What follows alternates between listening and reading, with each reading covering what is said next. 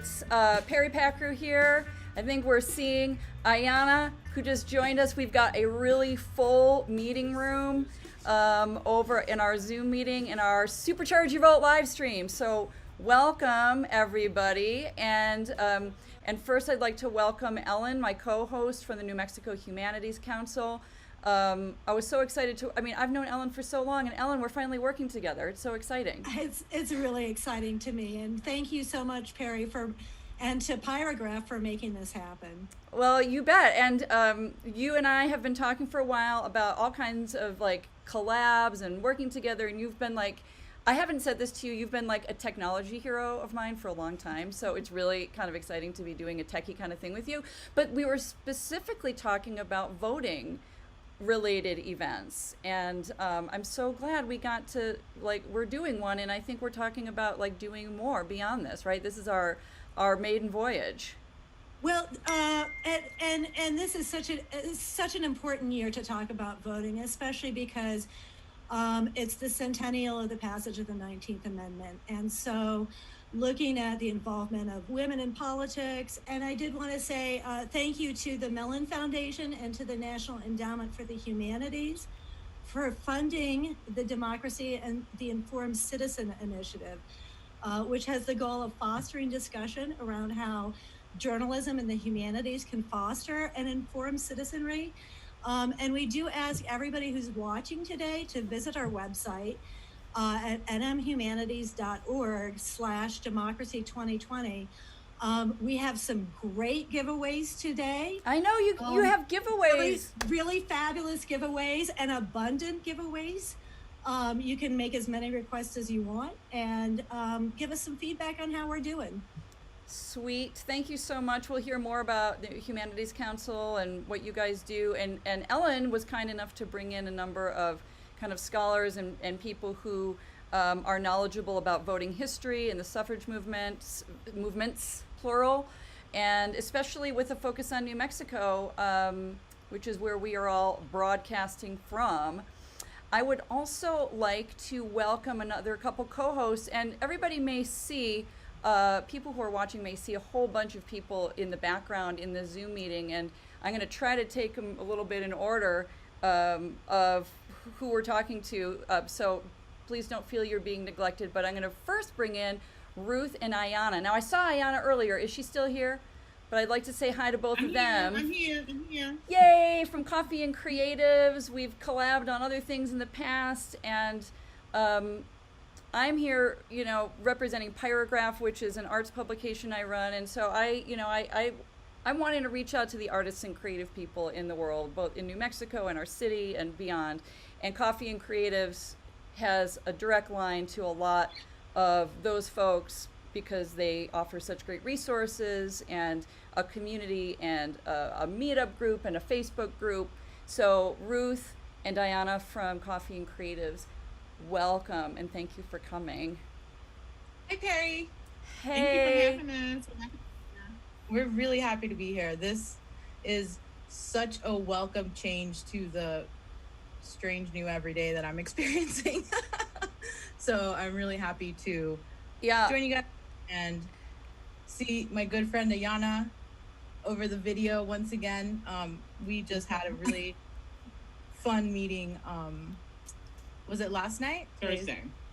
It was Thursday. And we, as a group, really had the opportunity to unpack what's going on and really redefine what Coffee and Creatives wants to do for folks. We're a work group, and what we do is facilitate access for creatives across a variety of fields and scopes, and really make sure that resources are going to the people who might not have access to them.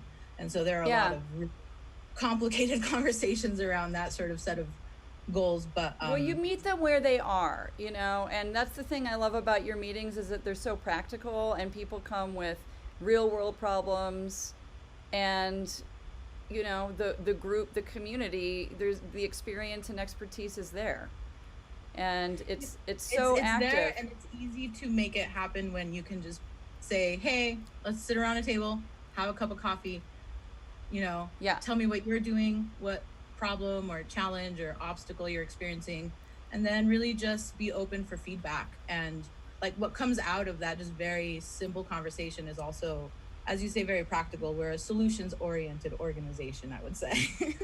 Now, I hope you're not hearing too much from the artist folks that we all interact with, that I want to hear that everybody is getting ready to vote and isn't too discouraged by the pandemic, which could frankly discourage the energy for doing just about anything, including getting out of bed.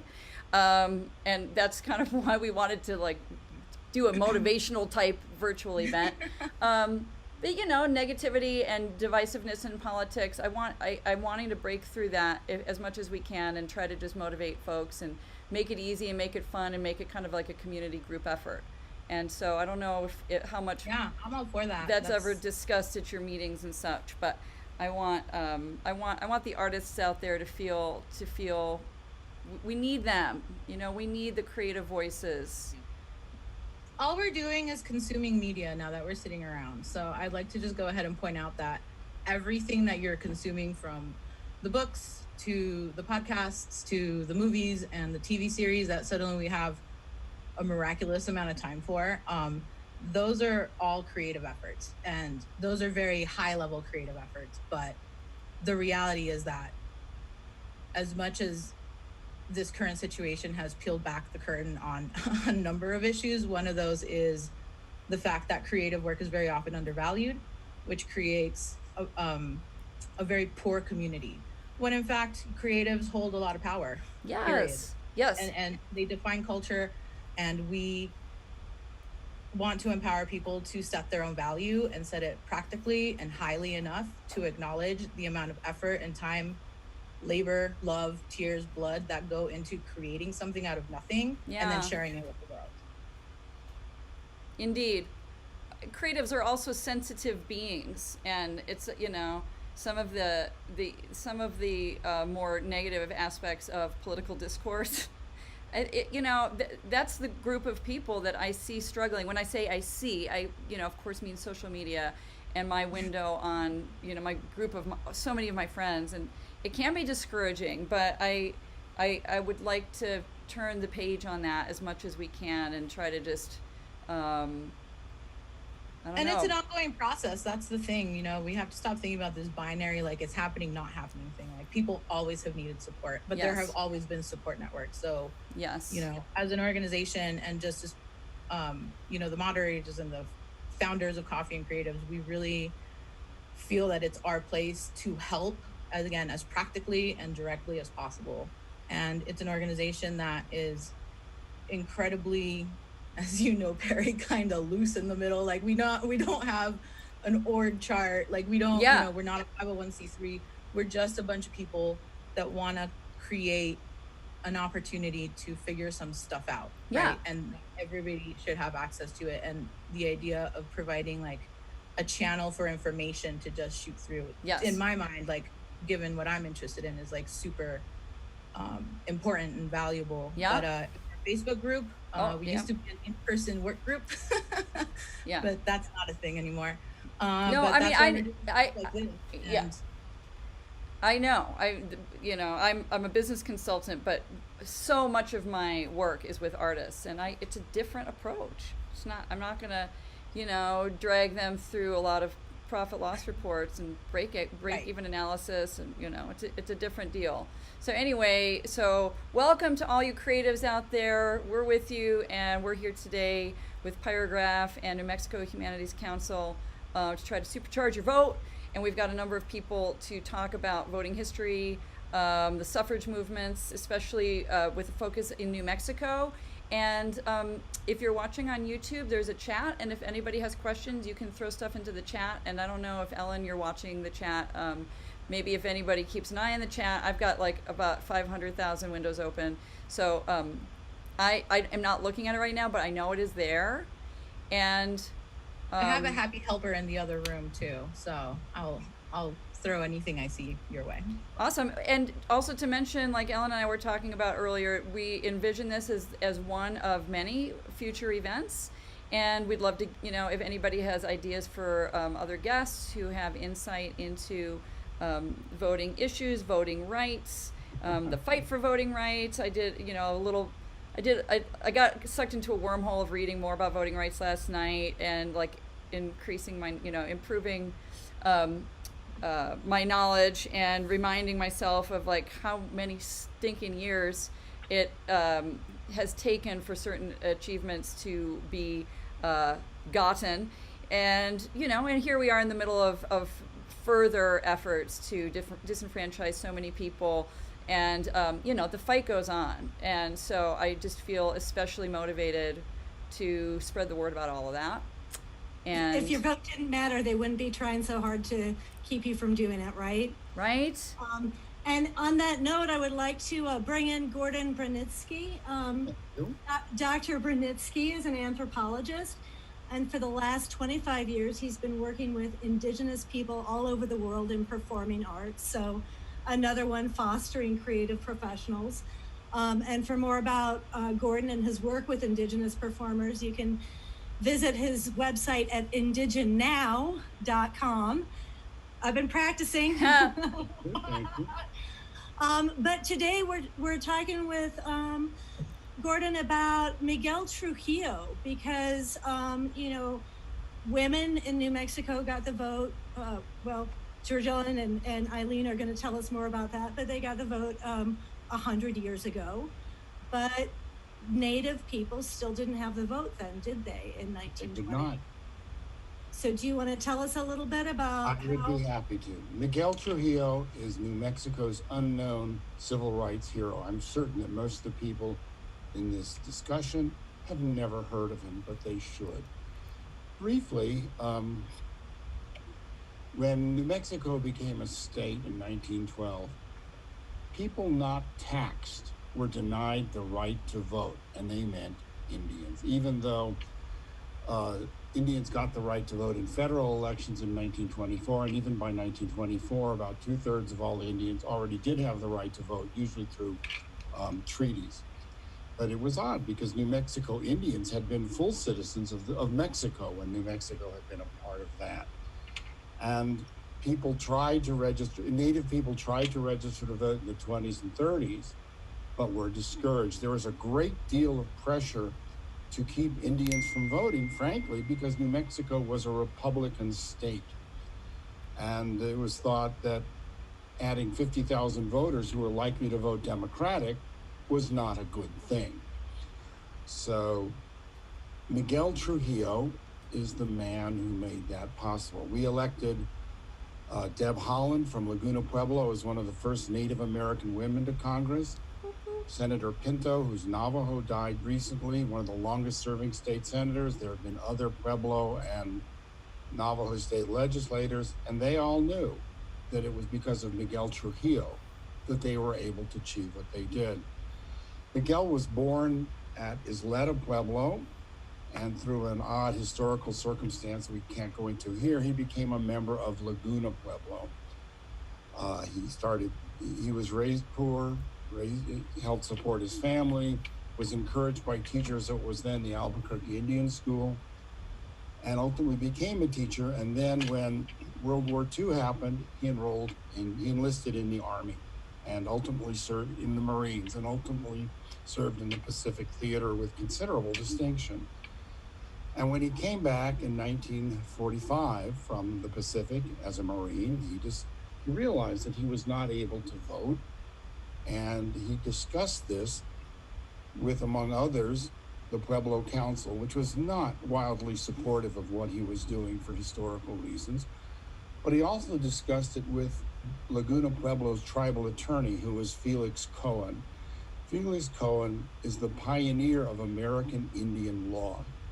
He wrote the Federal Handbook of American Indian Law in the late 40s.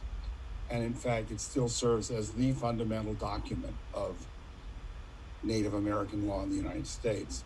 And so with the backing of Felix Cohen and with his own determination, Miguel attempted to register to vote in Los Lunas because he had been born at Isleta, at Los Lunas in 1948, and was denied. Oddly enough, the person who refused him the right to vote and refused to register him was a friend of his. But That's the ironies of history. So what happened is that Miguel and Felix Cohen took the state to court, and they filed the case in the appellate court, ultimately in the appeals court of New Mexico. And they pointed out that denying Indians the right to vote in New Mexico was a violation of the Equal Protection Clause of the Constitution. They pointed out, first of all, that Indians did pay taxes. They paid taxes on sales taxes, income taxes, other taxes. They did not, however, pay taxes on trust land, which was reservation land. And their case also pointed out that other people who did not pay taxes on land, for instance, people who lived in apartments, were allowed to vote. And with that, New Mexico's constitutional section that denied Indians the right to vote was overturned. It was a major accomplishment, but it did not make life easier for Miguel Trujillo. There was considerable pressure on him to really drop the whole agreement. The Bureau of Indian Affairs ultimately threatened to move him to North Dakota to teach, which was difficult because he was supporting his mother and his family, had 2 kids. And ultimately, he compromised and taught at a place called Intermountain in Utah, beginning about 1955, and ultimately came back. And for the purpose of most New Mexicans, he vanished from sight. And that's unfortunate. But I worked with his daughter particularly, because he had had a stroke when I was doing this, and his family.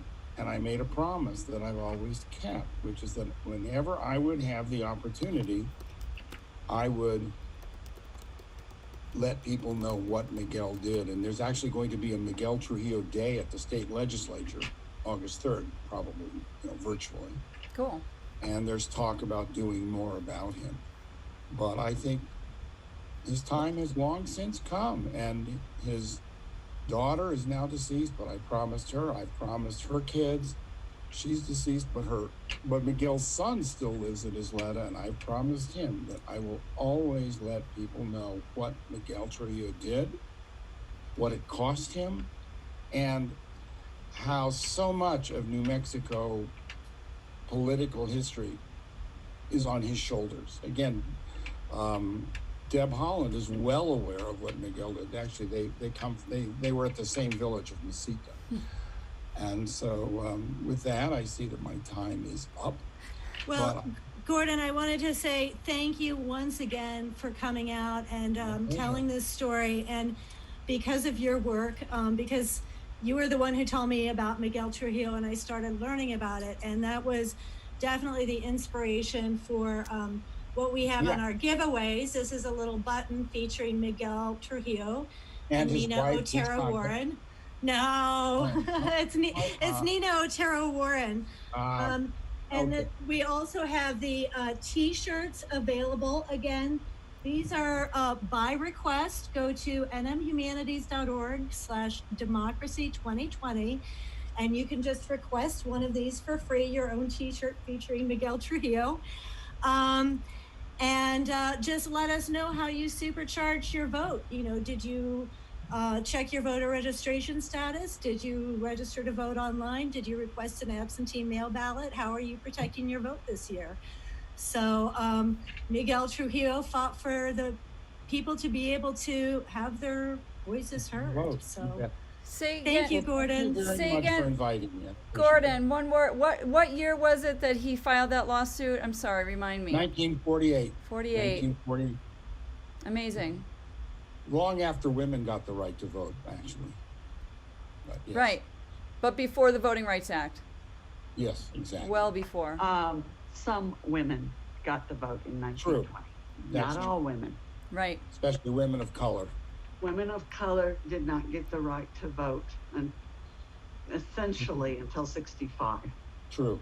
Absolutely true. Cool. Thank you so much for that. Thank you. Ellen, can you show us some more of the giveaways? Because I love that you came through with those. Oh, you're muted, lady. You're muted. There you go. We are super excited about some of the giveaways we have, and we've been working. Speaking of creative professionals, the Humanities Council's been working with the Apronista Collective, which is a sort of a guerrilla collective of feminist artists who express most of their work through the medium of aprons, because that's, women's work is making your voice heard, right? Cool. So they have given us a ton of unique art giveaways, and these are little pins, and they're all different. See, this is the Venus of Willendorf, and they all say vote, and they're all unique. And so again, go to the website, go to nmhumanities.org/democracy2020. It's on the screen. And you can request those. We also have these beautiful little vote goddesses, and if you have a little home shrine, you can, add it in or hang it from your windshield or whatever.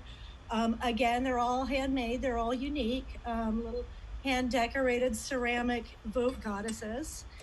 And for Cool. any teachers who are watching, we do have a great teacher source book. This is Women in American History, and it's produced specifically for this year's Centennial, to celebrate the women who fought for expanded rights and expanded suffrage. Awesome. Thank you so much for bringing those. I want that book. You do? Hey, Ayanna. Get online. Fill out a request. We'll send it to you. That's a great book. I've read Yeah. it. They're really nice. The teachers have really been enjoying them. I think a lot of kids are going to get some awesome lessons next year. And online or in person, right? and that's a good opportunity to mention later in this live stream, we have some videos that were produced by students. That I think you worked with them, Ellen. Is that right? That's correct. These are students who participated in our National History Day program. Yeah. It's a competitive history research contest. Awesome. So we've got those videos coming up and some musical performances. And where are we at on time, Ellen? I think we're ready to bring in Vanessa. Awesome. Let's see. Where is Vanessa? I see her over there. Vanessa is an amazing artist, community person. She is a musician, and let's see. And she's a huge pillar of information and knowledge and resource in Coffee and Creatives. Thank you for that. I know. I'm so happy to see you. I see your posts all the time, and you're incredibly influential, and you really widen our access to folks who might not know about the stuff that we're posting. So thank you. I'm so happy to see you. Yeah, well, thanks for having me, guys. It's great to share music, and yeah. Props to you for all the visual art that I see you make, and the music art that I see you make, and all the community work you do. You got your fingers in everything. It's very cool. Yeah, anything I can do to give back and also share art is like my passion. So thanks for having me, and without further ado, I'll share some music with you. Great. And this is under Tsídii, your performing name, and I'm going to pin the video so that it stays up and you can go for it. While I was rocking out, I saw that Eva joined us. Hey, Eva. Hello. I just got back from a 9-day trip across the country. You're and home. I literally just dropped off the rental car, and I feel cracked out, but happy to be here. You look fresh. You do. You look Weird. fresh. Okay. Welcome home. It's Gainesville. Yeah.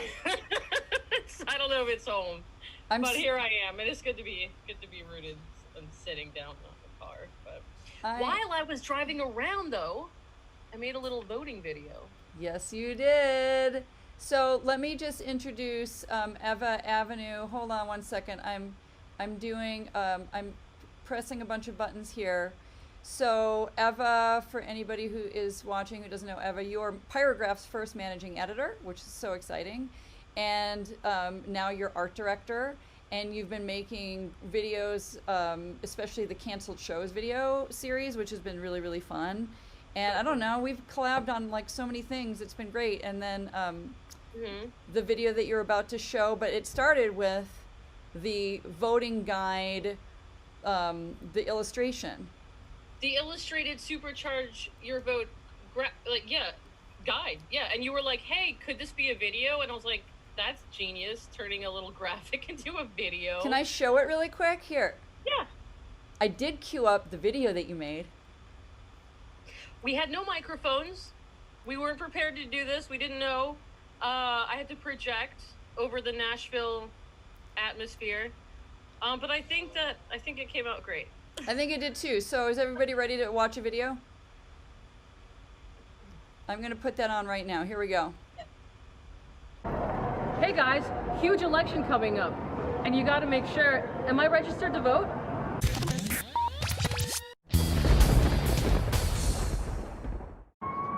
Hi guys, it's Eva. I'm in Nashville and we have an important election coming up in November and I want to make sure you are registered to vote. Step 1, make sure you are actually registered to vote and that all your details are up to date. Okay, so you find that you're not registered, or maybe you're still registered at your old address and that's why you're not getting your Amazon packages. So head over to vote.org and update everything right there. For this next step, you're gonna need a gym buddy to make sure that you actually get out and vote, because you're making a voting plan. Do you know your voting place? What time are you voting? Who are you voting with? Who all's coming? How many people are coming? Can you vote by mail? Can you early vote? Now that you're squared away with your voter registration, it's important to check on your friends that they're ready to go, so we can give low voter turnout the boot.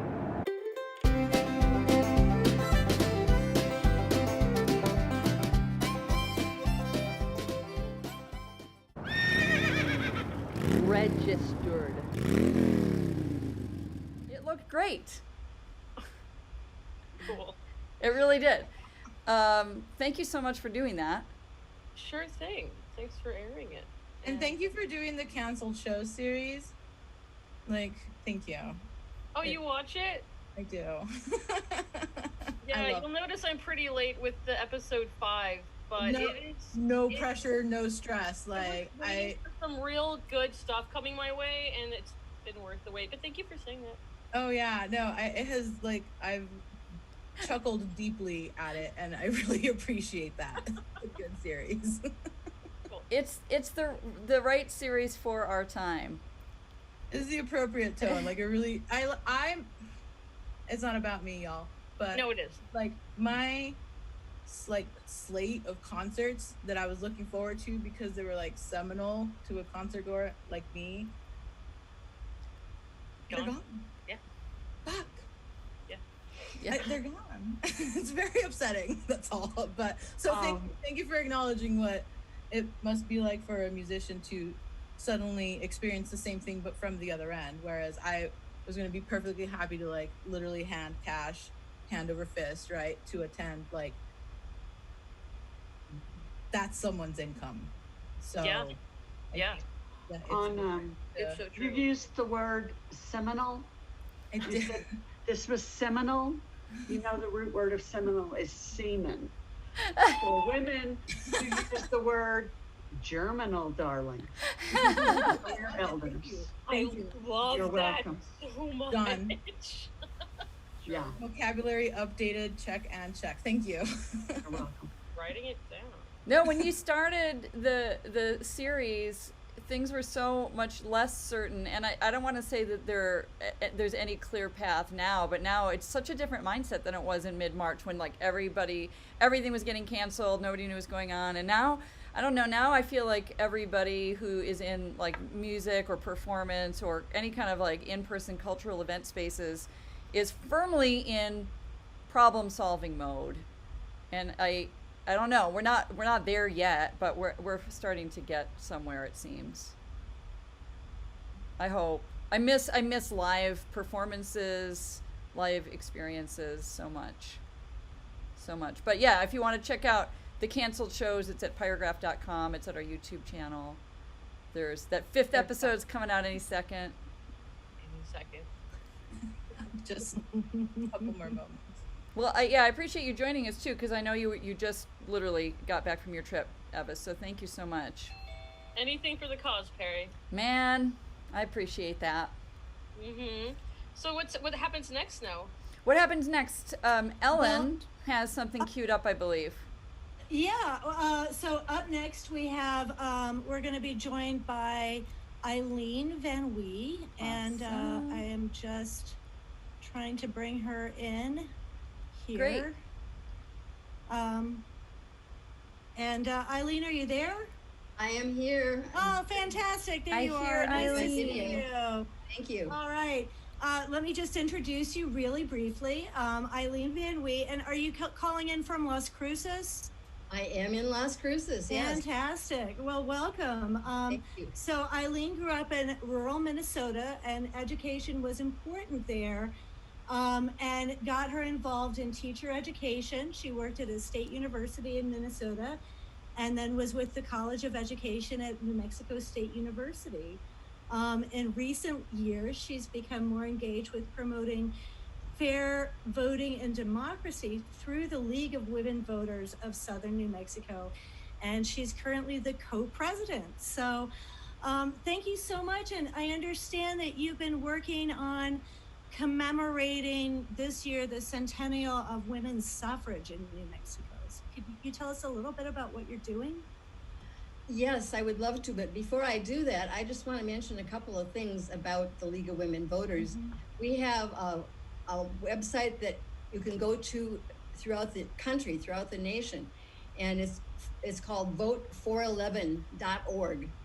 And this is the first year that the state of New Mexico has used vote411.org for primary elections. But you can go out there and find out about the candidates that are running for you wherever you are in the state, or if you want to check out what's going on in New York or wherever, you can go out and get information about the candidates that are running in your area. I voted for the first time with an absentee ballot this year. We're also encouraging people to vote by absentee ballot because it's a safe way to do it, and it's really easy too. You just have to read and follow the directions and return it in the postage paid envelope, and it's very easy to do. But some people do want to go to the polls, and that's where it's nice where we have this long voting, early voting period, so that people can also spread out and go to the polls and vote. But I wanted to talk with you today about the National Votes for Women Trail. And this is an online trail that has been started by the National Collaborative for Women's History Sites. And I'm going to type the web address for that. But if you just go out and type in National Votes for Women Trail, you'll be able to find it. And they want to have 2020 sites on that trail before the end of 2020. And as of May 18th, there are 1,452. So I would encourage you to, if you probably know some women leaders or that from history in your area, that you could perhaps go out and get the information that you need to have in order to add names to the National Votes for Women's Trail. But in Las Cruces, we have added 3 sites. And this is, they want to honor local history, which is, I think, really wonderful. And so one of the sites is from Las Cruces is honoring Laura Frenger, who was a part of the Women's Improvement Association, which was an organization in Las Cruces that existed for over 100 years. And they became one of the General Federation of Women's Clubs. And so back when, in the suffrage years, it was in southern Minnesota, or southern New Mexico rather, it was the General Federation of Women's Clubs that worked on suffrage. And that organization began in 1894 with 5 women who, as they were taking one of their dear friends to her final resting place after her funeral, in a wagon, a cart, they decided that they were going to get together and buy a hearse. And so they pooled their funds, and they were able to do that because they thought it was very disrespectful to bring a body to a cemetery in this wagon from the farm. And so they were able to buy the hearse, and they rented it out to make more money, and they went on and did wonderful things. They bought land to make a park, and they wanted the park to be for everyone.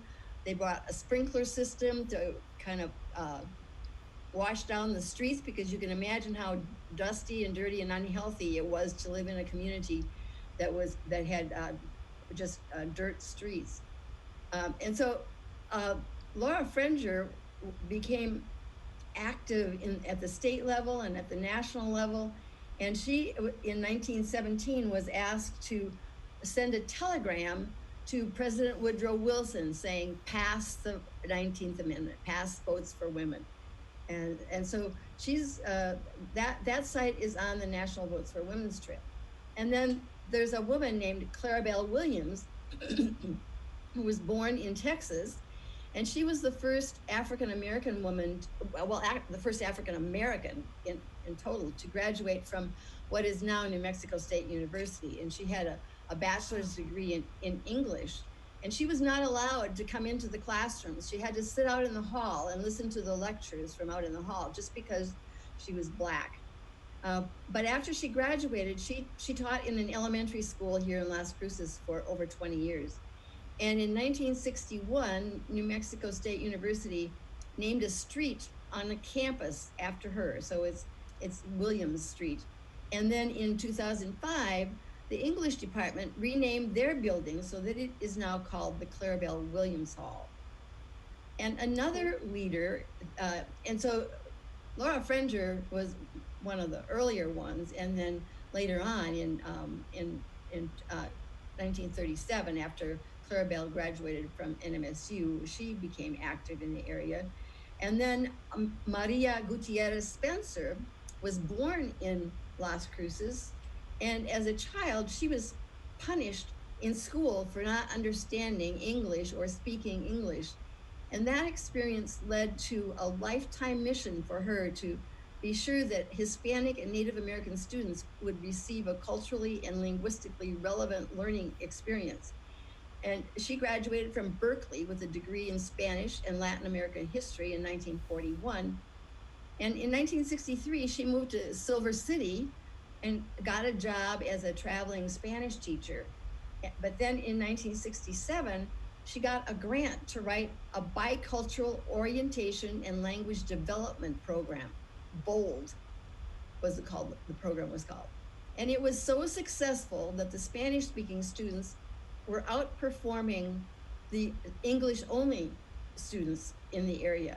And she got numerous awards for that, but the recognition made her a target for prejudice in Silver City. So Maria moved the program to Deming in southern New Mexico, where she found a more receptive school system and community. And at New Mexico State University, there is a New Mexico Historic Women's Marker for her. It's one of those beautiful wooden markers on the campus of NMSU. And that's just three of the countless stories that could be told about many women of all ethnicities, and it extends beyond the 19th Amendment, this National Votes for Women's Trail. I mean, they want to focus on the voting aspect, but they will honor other women leaders. So I would encourage you to think about women leaders that have been in your area and perhaps try to get them out on the trail. I know that the National Collaborative for Women's History Sites would really like that, because 1,452, and we don't have too many months left in 2020, but I would invite you to do that. That is some wonderful history, Eileen. Thank you so much for coming on and sharing that with us. It really makes me reflect how long the arc of justice can be for some of us. And especially if we don't have a voice, or if we feel like our voice has been muted because we're forced to study out in the hallway, or people don't want us speaking our native language. Mm-hmm. So those are three really inspiring stories. Are you working with the League to get these stories documented and out on the trail?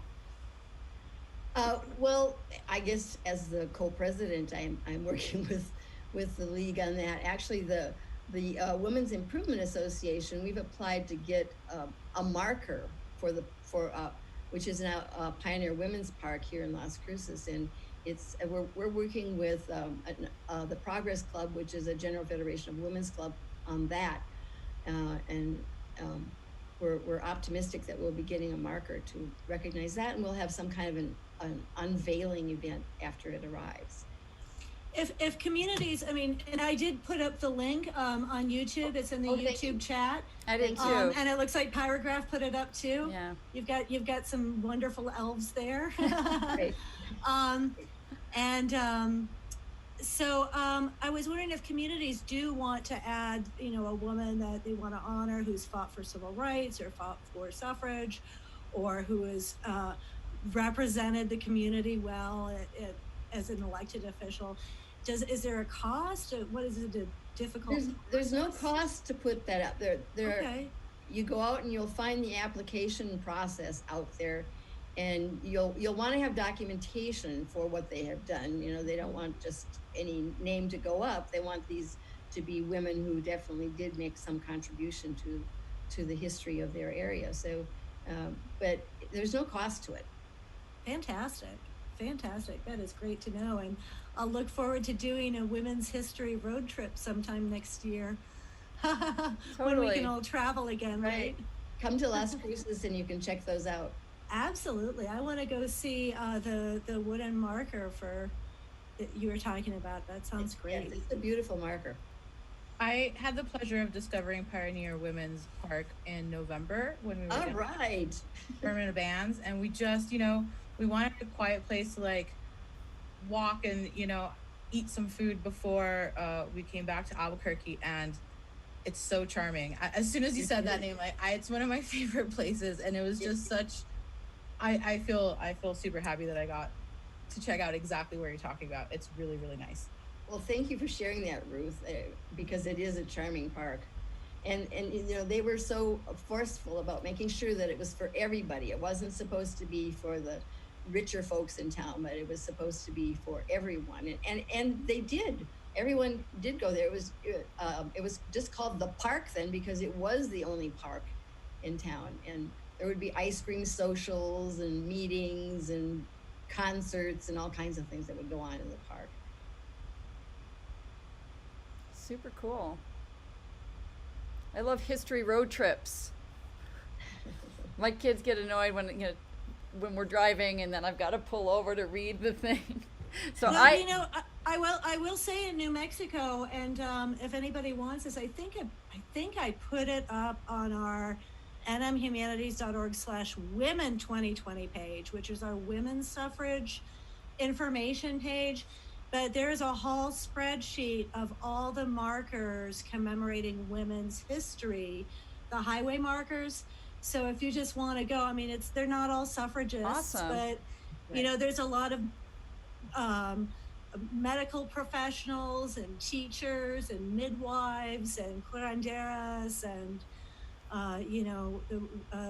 it is possible to take your daughters and your sons and whip some women's history on them.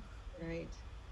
Great. So, well, thank you so much for joining us, Eileen. Thank you, Eileen. This is really fun. I'm really glad to know about this, and I think we're going to do another video. Awesome. We have an amazing documentary, and we're going to be joined by the two student documentarians. And as soon as it's over, and they can talk a little bit about their work. But this was produced by two middle school students from Rio Rancho about suffrage history in New Mexico. Awesome. I'm going to throw it up, and I just want to mention that the people watching the Zoom, I'm sorry you can't watch it, but it will be broadcast out to people who are watching on YouTube. And then, of course, when this is done, anybody who was great enough to join us during this Zoom meeting, you can go watch it yourself. So I'm just going to make another quick pitch. You know, while you're watching the video, you go ahead and check your voter registration, complete your census if you haven't. Absolutely. Make sure you request an absentee ballot, and then go to our webpage and register for your giveaways, for your cool pins, and for your amazing trinkets and buttons. So, NM enjoy Humanities. the video. Yep. Register to vote, request a mail-in ballot, and get some good giveaways from us. All right, so this is the Nina Otero, correct? I'm going to queue up the correct one. Here we go, everybody. Thanks again. Maria Adelina Isabel Amelia Otero, also known as Adelina Otero Warren, was an amazing woman in New Mexico who helped our state ratify the 19th Amendment. She also helped break the barrier of unjust laws against women during the women's rights movement. One big reason that women were not given the same rights as men was men were scared of the changes that were going to happen during voting because they believed that women would vote differently than them. As Eleanor Roosevelt once said, "For our own success to be real, it must contribute to the success of others." Adelina Otero Warren was born on October 23, 1881 in Los Lunas, New Mexico. Adelina's father died in 1883 when she was 2 years old, leaving her mother with 3 children. After getting remarried, her mother had 9 more children. When Adelina, or Nina as she was known, was a young girl, she was a very educated student. She attended Vincent's Academy until she was the age of 11. Then she went to Missouri to go to Maryville College of the Sacred Heart, now Maryville University, until she was 13. During Adelina's childhood, the women's rights movement was struggling. There were 2 branches at this point of the movement, and they were both clashing together. The first group was called the National Women's Suffrage Association, NWSA, which was formed by Susan B. Anthony and Elizabeth Cady Stanton. They focused on the effort of changing the federal law, allowing women the right to vote. They were also against the 15th Amendment because it didn't involve women. The other group was called the American Women's Suffrage Association, AWSA, which was formed by Lucy Stone. The group didn't agree with the NWSA because they believed that being against the 15th Amendment was racially divisive. As Nina grew older, she became very independent. When she was 27, she got married to a man named Lieutenant Rawson D. Warren, who was a cavalry officer. Soon after, though, they got divorced because she found out that he was already married and had 2 children in the Philippines. In 1914, a tragedy happened that would cause Adelina to move back to Santa Fe from New York, where she was taking care of her brother Luna. Her mother had died. She moved back to help raise her younger siblings and to take on the household duties. But being a strong-minded woman, she also took up her activist work in New Mexico, which caught the eye of Alice Paul, a suffrage leader. The leaders of the movement knew that if they wanted a law, making it so that no one would be discriminated against for their gender, they had to get the attention and approval of all the states. One of these key states was New Mexico. Because Alice Paul found Adelina's work impressive, she tapped her to work on getting the amendment to pass in New Mexico. Becoming the first Mexican-American state leader of the Congressional Union, CU, in New Mexico helped influence Adelina's work for the women's rights movement. She became an influential person, in part because of her uncle and some of her other Hispanic relatives that were elected leaders. She also encouraged New Mexico congressmen to vote for the 19th Amendment and used her role as the chair of legislative committees for the Republican Party to increase support for the suffrage movement. Some people, though, did not like the idea of the 19th Amendment. Nina had already sort of proven herself to be a good social and political organizer. She had been involved in politics in New Mexico indirectly for a while. She had already served in a few offices in the state of New Mexico, and she knew a lot of people. In the early 1890s, the National Women's Suffrage Association, NWSA, and the American Women's Suffrage Association, AWSA, joined. This created the National American Woman Suffrage Association, NAWSA. The NAWSA was run by Elizabeth Stanton and was later run by Susan B. Anthony. The NAWSA drew the attention of a diverse amount of women's activist organizations. A quote from historyhouse.gov says, between 1910 and 1914, the NAWSA intensified its lobbying efforts and additional states extended the franchise to women: Washington, California, Arizona, Kansas, and Oregon. At this time, Adelina was in her late 20s. When Adelina was 34, a new leader took over NAWSA. Her name was Carrie Chapman Catt. She was a veteran suffragist since the mid-1880s and was also a former president of NWSA. She proved to be an excellent administrator and organizer. Her winning plan strategy was very disciplined and included reckless efforts. Adelina Otero Warren finally helped New Mexico ratify the 19th Amendment in 1920 with her influential skills and her important and helpful work. Women have often been excluded when they've either exerted direct influence, like where they would, for example, they wouldn't have been, in this case, voting for the amendment, but in other cases they have been voting for amendments, or they've been actively lobbying for political changes.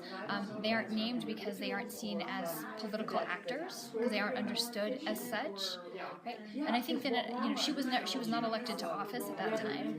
I think that there's a lot of research that still needs to be done, because there's a great deal of correspondence that exists between Nina Otero Warren and the national organizations that were promoting suffrage in the United States. So there's documentation that shows that she was thinking about the mission of suffrage and how it would be enacted in New Mexico, and then exerting influence in her sphere just to see those changes made.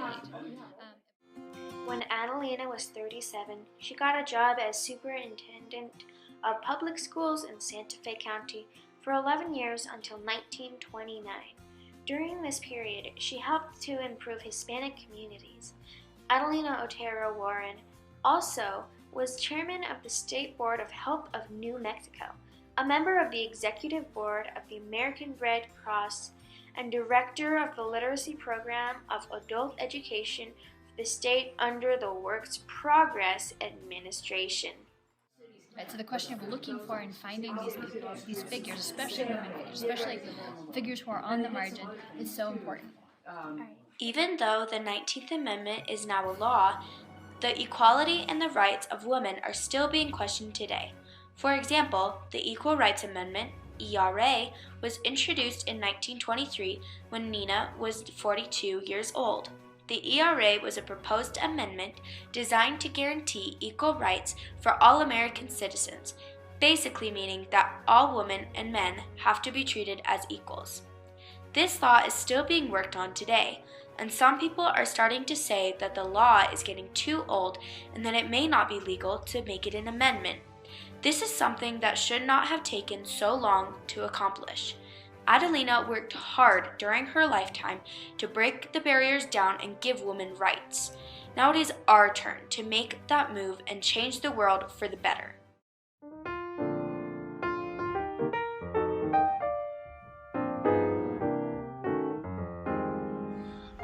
So I'm going to go ahead and post the link directly to the video in the chat. Perfect. So people who are a little bit heartbroken because they didn't get to hear the perfect audio, you can watch it in its entirety over and over and over again, and you'll want to. I have. I have. And let me introduce the two student really have trouble with this. I'm sorry, ladies. The two student documentarians who produced this video and who will be representing New Mexico on the national level at the National History Day contest in June. So welcome, Claire and Evie. Thank you so much for joining us today. Oh, yeah. Thank you for having us. Yeah. Great work. Hi, Claire and Evie. Thank you. And I wanted to open it up to Eileen and George Ellen, if she's still around too, if they want to ask Claire and Evie any questions. I wanted to talk with you a little bit about like what you guys personally came away with. I mean, you spent like a good 9 months working on this project, right? Yes. So living with it for so long, like, what did you come away with that was sort of inspiring for you guys? So what we found most inspiring about this history project was that we were able to identify with the Nina, as in being very passionate about the subject, and it was very inspiring also in that we were able to see how much work that the women's suffrage movement did put into this goal of theirs, and how it really did change our perspective, and how it was able to give women the right to vote in New Mexico. It was, yeah. So we were talking about the long arc of justice with Eileen. I mean, these women worked for, anybody want to throw out a number? How long did it take to get the vote? 72 years. 72 years. And what I want to tell our young documentarians about Nina Otero is that you did mention that she was married. When she ran for representative to go to Congress after the United States became a state, she was outed by her cousin as a divorced woman. And yeah. so she lost. Yeah, the we election. did that. How because in Latino American culture, it's because she was Catholic. And yeah, it was looked down upon. So yeah. So, but it was her own male cousin. Yeah. Who outed her as a divorced woman and lost that election for her.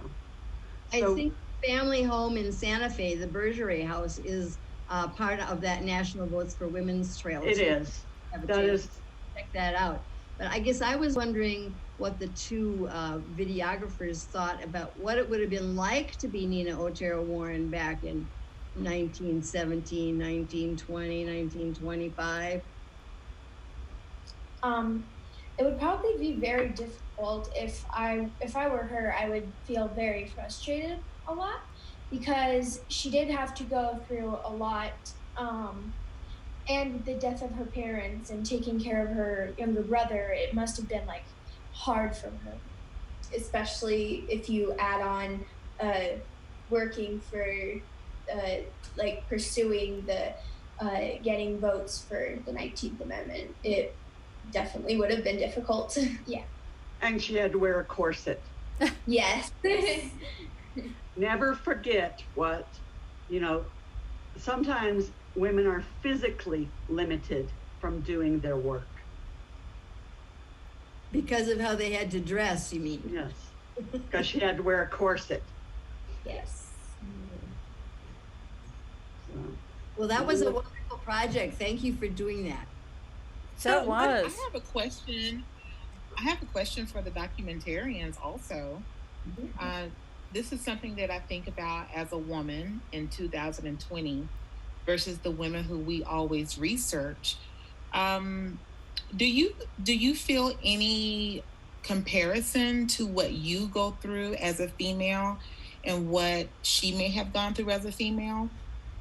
I mean, yeah, I feel that it's definitely a little like it's harder for women to pursue their careers and ideas because we are looked down upon because of our gender. Yes. And that, I mean, I can't imagine how bad it would have been before they were able to vote. And until recently, the ERA hadn't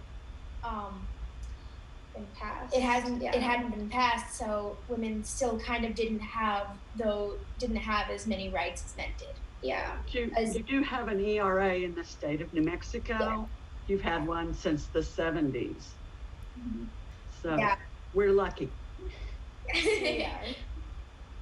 And there's efforts to get the ERA into the U.S. Constitution going on now too. I'm not sure if that's going to happen. It's something that Congress could do. Yes, well, that just leads into why we are here, because it's our responsibility to go out and flip the Senate, and then we'll have a Democratic majority, and then that will get passed through the Senate. It's Mitch McConnell that's the holdup. That's all. Mitch McConnell and Barr. We are trying hard to stay nonpartisan today. So, absolutely vote for whoever you want. We don't have that particular election here in New Mexico, so we are fortunate to have a lot of good things to vote for here. Claire and Evie, I just wanted to ask you if there's anything that really surprised you or that really sort of set you aback when you were studying about Nina Otero Warren.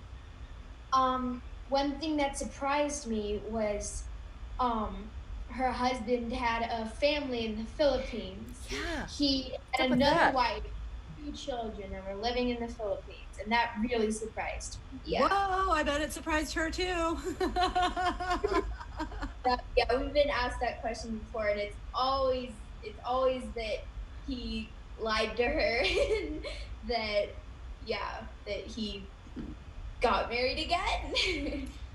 I think it really highlights in a way, I mean, when people don't have a voice or they don't have a say, you can just treat them however you want because there's no recourse. I mean, you can, I mean, it sounds like she had a lot of men in her life who just sort of assumed they could treat her badly. Yeah. Well, the husband having a wife, particularly in an Asian country, very, very common. As we all know, there's a whole opera written about it. It's called Madame Butterfly. What a nice lady she was. Yeah, and it was not a good thing to be a divorced woman back then either. So you probably learned that she called herself a widow for many years. Yes. And when George Ellen talked about how her uncle, wasn't it, that outed her? Her cousin. It was her cousin. Yeah. It was Miguel Otero, and I don't know which number came after his name, but one of those. So Claire and Evie, part in that documentary, you were at her house? Yes, we did. We visited her house. Wow. We were able to go in it or explore. We got to see it and we read the sign outside, but yeah, it was really cool. Yeah. Which house? The house. Bergeret house. She and her companion in later life homesteaded around Tsídii, and there is a subdivision out there called Las Dos, which is what they called their homestead and their real estate business. The two, Las Dos. Cool. That's sweet. Cool. Well, thank you so much for joining us today. I think we actually have another musical guest, unless, Peri, do you have a question? I just wanted to ask how many years before Claire and Evie are going to register to vote? How close are we? I have 4 more years. And she has 6? No, 7. I have 7 more Okay. years. It's going to go like and that. how many more years till you guys run for office? Because you got my vote. Thank you so much for doing that. Are you guys thinking about careers in filmmaking? Is that something you're interested in? Not really.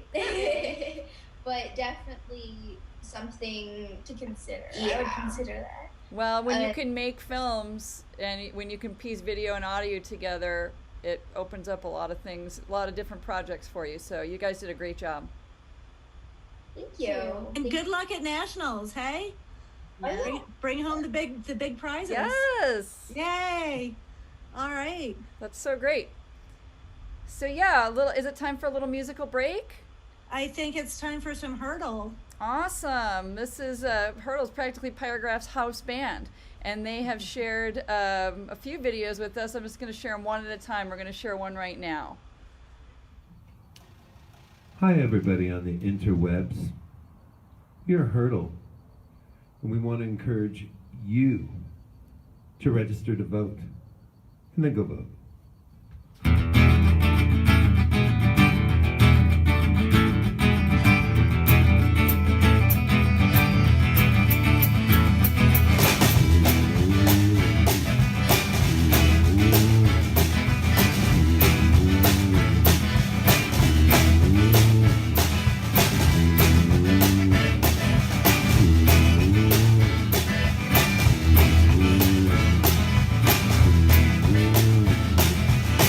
See a party when you hit sobriety.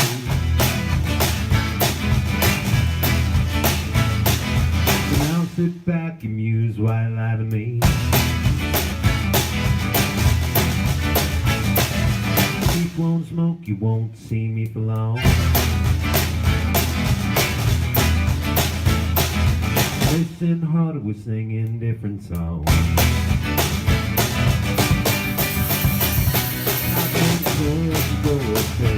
Just don't tell me imperfections. We can have fun like we can.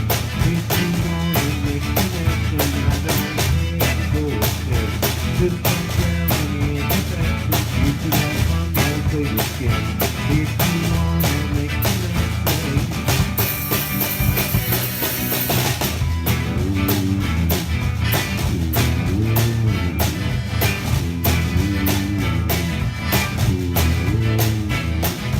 Stop that fuck and keep it under control.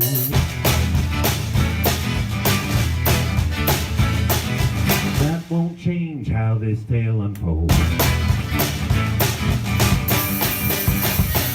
don't care if you go upstairs. Just don't tell me imperfections. We can have fun like we can. If you want to make connections, I don't care if you go upstairs. Just don't tell me imperfections. We can have fun like we can. If you want to make connections, I don't care if you go upstairs. Just don't tell me imperfections. We can have fun like we can. If you want to make connections, I don't care if you go upstairs. Just don't tell me imperfections. We can have fun like we can. If you want to make connections.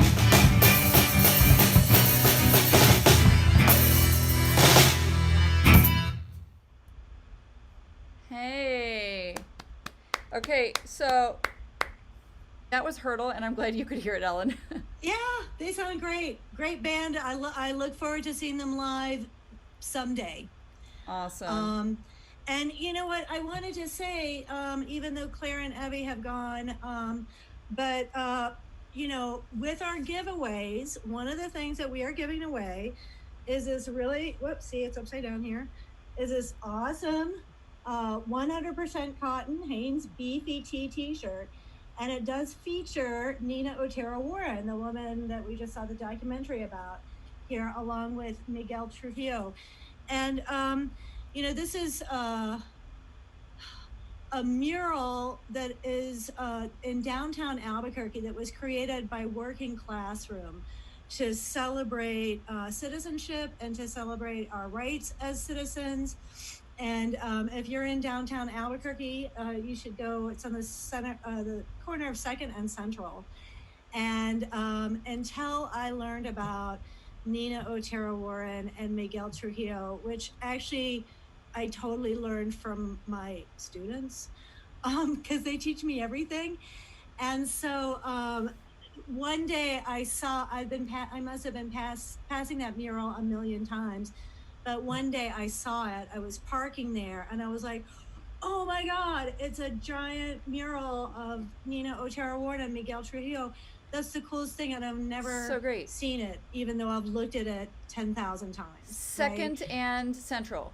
Second and Central. So it is our voting rights mural, Albuquerque. It's beautiful. I love that, and I probably have seen it a million times as well. Which building? Trigger my brain. Well, there's the little like pay for parking place Yes. there on the corner across from the Sunshine Building. Yeah. Right. So it's on the south end of that parking lot. Is where the mural is. So we took the mural and we used it for the T-shirt. You can request the T-shirt free. And Peri, if you want to put that up on screen. I'm going to do that right now. nmhumanities.org/democracy2020. You can also give us some feedback about how we're doing on our program today. We really appreciate it. And we will pass it on to our funders at the Mellon Foundation and the National Endowment for the Humanities. Hey, thank you, Mellon Foundation and National Endowment for the Humanities, which, hopefully get funding with the right people in office, right? And those are the choices that we can be making with our votes. I have to say, the humanities, the National Endowment of the Humanities has been historically enjoyed bipartisan support and has not suffered funding because of partisan practices. So a lot of people value history, a lot of people value what the humanities have to offer. And I like to think a lot of people recognize that the humanities can play an important role in fostering an informed citizenry. Absolutely. And you know what? I wanted to share another giveaway. Please. Just because we're talking about women's history and women who have made a difference. So this is a great source book, guidebook for teachers. It's made specifically for the Centennial of Suffrage, the Centennial of the 19th Amendment this year. And so we will ship it to you free.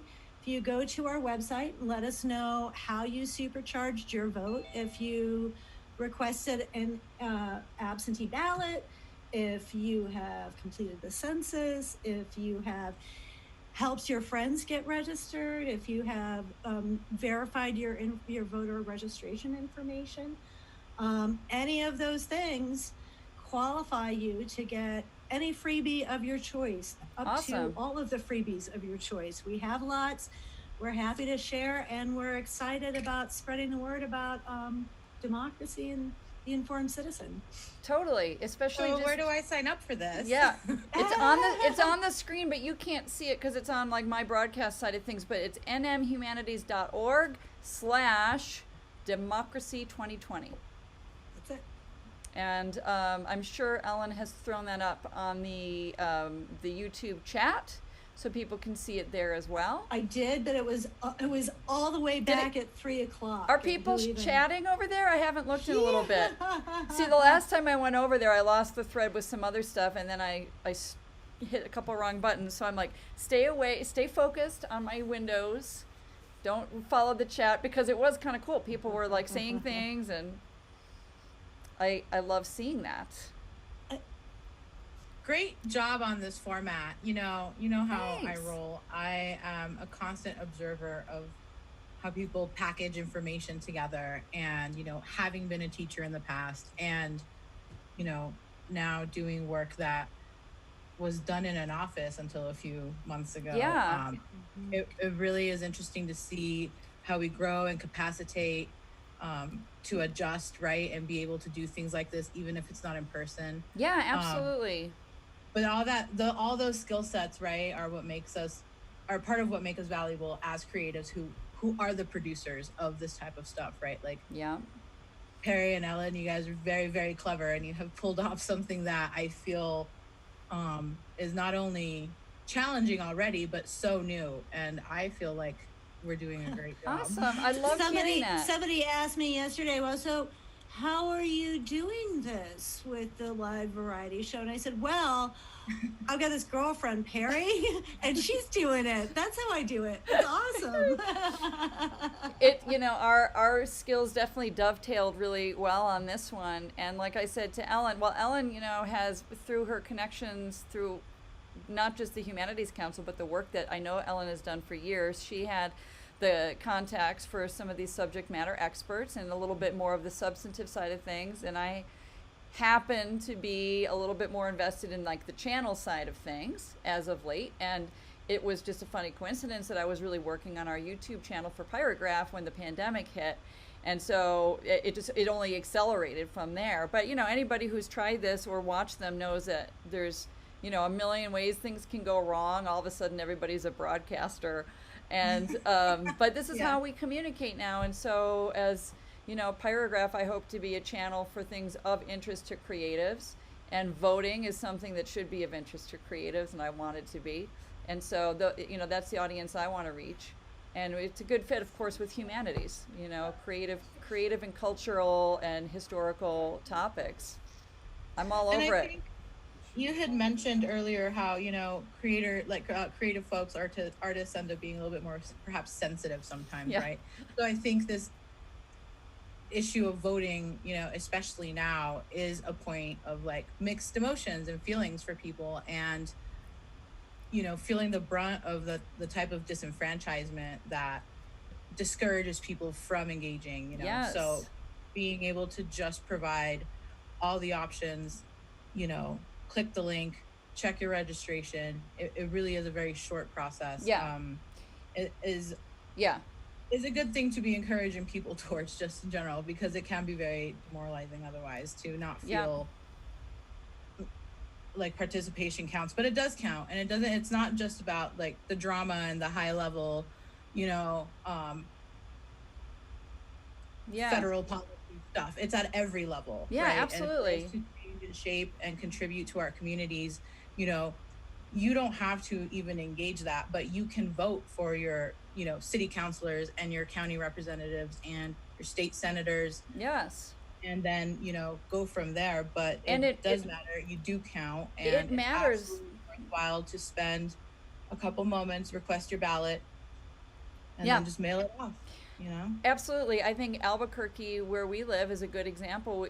Seeing so many of the initiatives coming from our mayor's office that, you know, I absolutely wonder if that would have happened with a different mayor, a different administration, giving money to artists, creating, giving all kinds of grants. There's been a whole slew of them on the through the Cultural Services Department, I believe, has been kind of spearheading that. But in any case, a number of opportunities for artists to get paid to create like DIY content and, you know, ways to showcase people's work, especially because people can't get out there have into been some public very places. clever things happening, you know. And that was through our mayor. People leveraging, you know, their imagination and having a supportive administration, you know, administration that was, you know, chosen for this type of reason and has that type of follow through. It feels supportive to the arts community more than I have ever seen. I've been living in Albuquerque for 20 some years. This feels really, it feels good. It feels like they actually do give a crap. And, you know, I know how privileged I am to live in a county where voting is so easy, right? I'm hearkening back to the days when I was going to walk into a building to do it. But even that process has always been incredibly accessible, right? You don't have to vote in your own district. You can, you know, go for any number of weeks or, you know, months prior to voting day. And that type of access is something that not everybody experiences. And there are places where it is actively worked against, right? Like all the ease and access that we have in Bernalillo County is literally inverted in terms of access for other places in the country. And it's important to remember that if it's going to be this easy for us, especially, we need to do it for the sake of supporting policy that would keep that from happening here or continue to happen somewhere else. It's not easy to vote everywhere. Exactly. I just want to say something about that. Sure. I lived in North Fulton County, Georgia for a couple of years. That's where I left my husband. And I went to vote in the election in '98. I had to get a map. This was before GPS. I had to get a map. Now, I lived in a very wealthy suburb.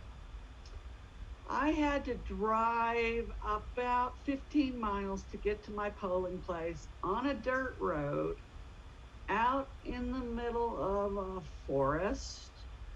And there it was in this little tiny one-room church. So you have to have a car. You have to be able to navigate to get there. Anyway, I worked really hard to get there to vote, and I got there, and the woman poll worker said, I need to see your driver's license. Now, being a good New Mexican, I said, no, you don't. Right. It's not in the Constitution. And she says, do you want to vote? So yeah, that's exactly what it's like. Yeah. And I'm a white middle-class woman, and they made it hard for me to vote. Right. There's So don't take it for granted ever. no, especially these days. It just seems there's maybe in a future, in one of the future shows, Ellen, we can talk to somebody about all the different new and creative ways that people are being disenfranchised. Just to keep an eye on what is going on, the type of stuff that Stacey Abrams is working against, and the shady dealings of certain politicians. Party shall not be named. Shady dealings indeed. And I think, like you pointed out though, Ruth, I mean, New Mexico, really, we have a good election system here. I think that we can count on our vote being counted. I have worked as a poll worker. I'm sure Eileen has, and George Ellen. I mean, I know the goodwill of the people who go and maintain that there is a free and fair election here in New Mexico. So we are fortunate, and I think just on an individual level, wherever you are, it's really important to check your voter registration status.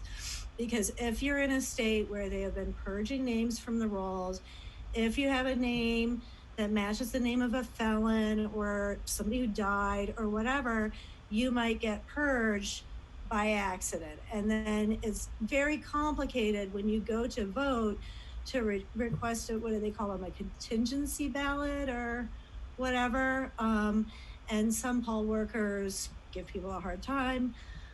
So it's important to check your voter registration status now, well in advance of the deadlines, so you can make sure that you are good to go and that you're not going to have any issues with going to the wrong polling place or having your name removed for some reason off the rolls or what have you. Right. But you know what? Do you mind if I just turn it over to George Ellen here? Not at all. Is it my turn? Yeah, I want to introduce George Ellen Burnett, Awesome. who is one of my favorite Native New Mexicans and women's historians. Her work includes the book We Just Toughed It Out, Women in the Llano Estacado.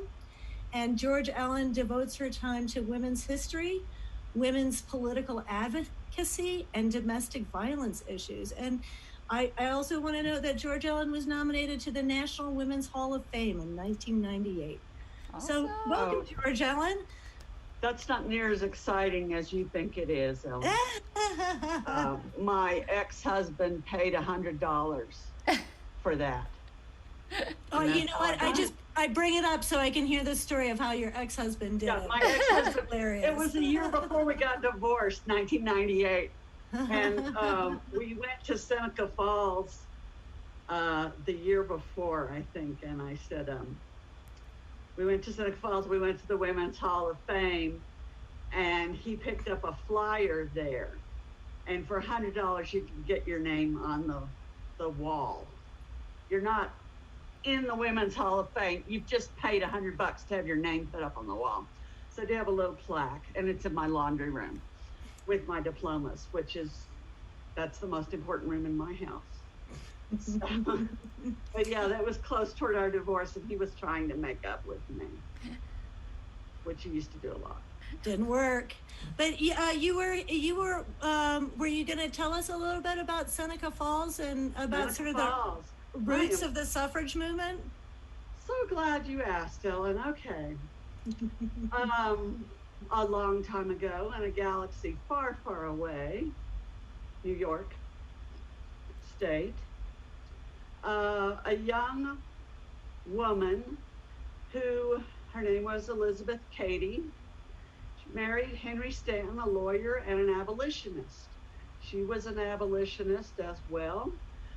Her father was very proud of how smart she was, but he was disappointed that she was a girl. And she kind of took offense to that, I think. But anyway, so she was largely self-educated, but she married Henry Stanton, and they went to London to the World Anti-Slavery Conference on their honeymoon. Good social progressives that they were. And there she met Lucretia Mott, who was a Quaker minister, abolitionist, and a woman who, as a Quaker, was used to having being on an equal footing with men. But they were not allowed to be seated as delegates to the Anti-Slavery Convention because they were women. So they were put in a balcony behind a screen where they got to listen. And that was about it. And I'm sure that the men at the World Anti-Slavery Convention were very distressed after they figured out what had happened, which is that they sat up there in the balcony and they plotted a revolution. And after several years, they decided, Lucretia Mott came to Seneca Falls, New York, and reconnected with Elizabeth Cady Stanton, and they said, let's hold that women's convention we talked about. So they put an ad in the paper. It was about this big. And at the time, there was a tremendous social movement in this part of New York. It was sometimes even referred to as the burned over district. It was very tumultuous religiously and socially, and abolitionism was very important. And Frederick Douglass came to the Seneca Falls Convention, and they expected not very many people, and they got about 300 people, which was a lot of people for 2 days' notice. And the place they were supposed to have the convention was a Methodist chapel, and it was locked. And they had to send a child in through the window to unlock the door so they could have the meeting. And so this went on for a couple of days. And at one point, Elizabeth Cady Stanton decided that she would draft what was called the Declaration of Sentiments, which is based upon the Declaration of Independence. And she said, I think we should ask for the right to vote. And everybody was flabbergasted. And as far as I can tell, this is probably the first time that anybody ever suggested that women should have the right to vote, ever. And they had several articles in the Declaration of Sentiments. Lucretia Mott told her, she said, thou shalt make fools of us all, if she asked for the right to vote. So all of the articles in the Declaration of Sentiments passed unanimously, except the one asking for the right to vote for women. And Frederick Douglass got up and spoke and said that he understood why she would want the vote and why women should have the vote, because he didn't have the vote. And so with Frederick Douglass's support, that article was included in the Declaration of Sentiments in Seneca Falls.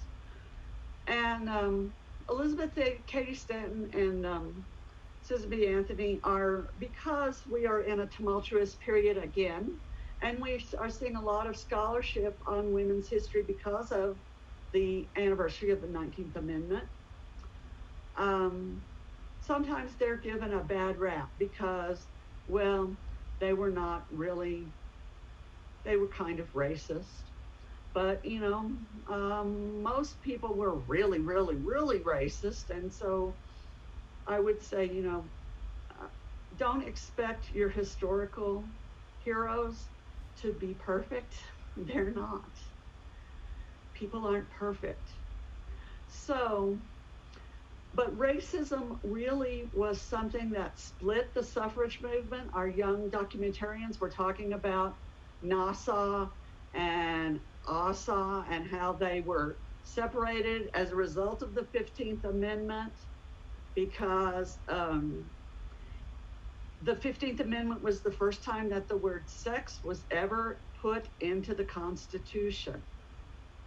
And by putting, by saying that only males could vote, that effectively disenfranchised women completely. So it wasn't until the 15th Amendment that women were really disenfranchised by the Constitution. That's why we had to have a constitutional amendment to fix it.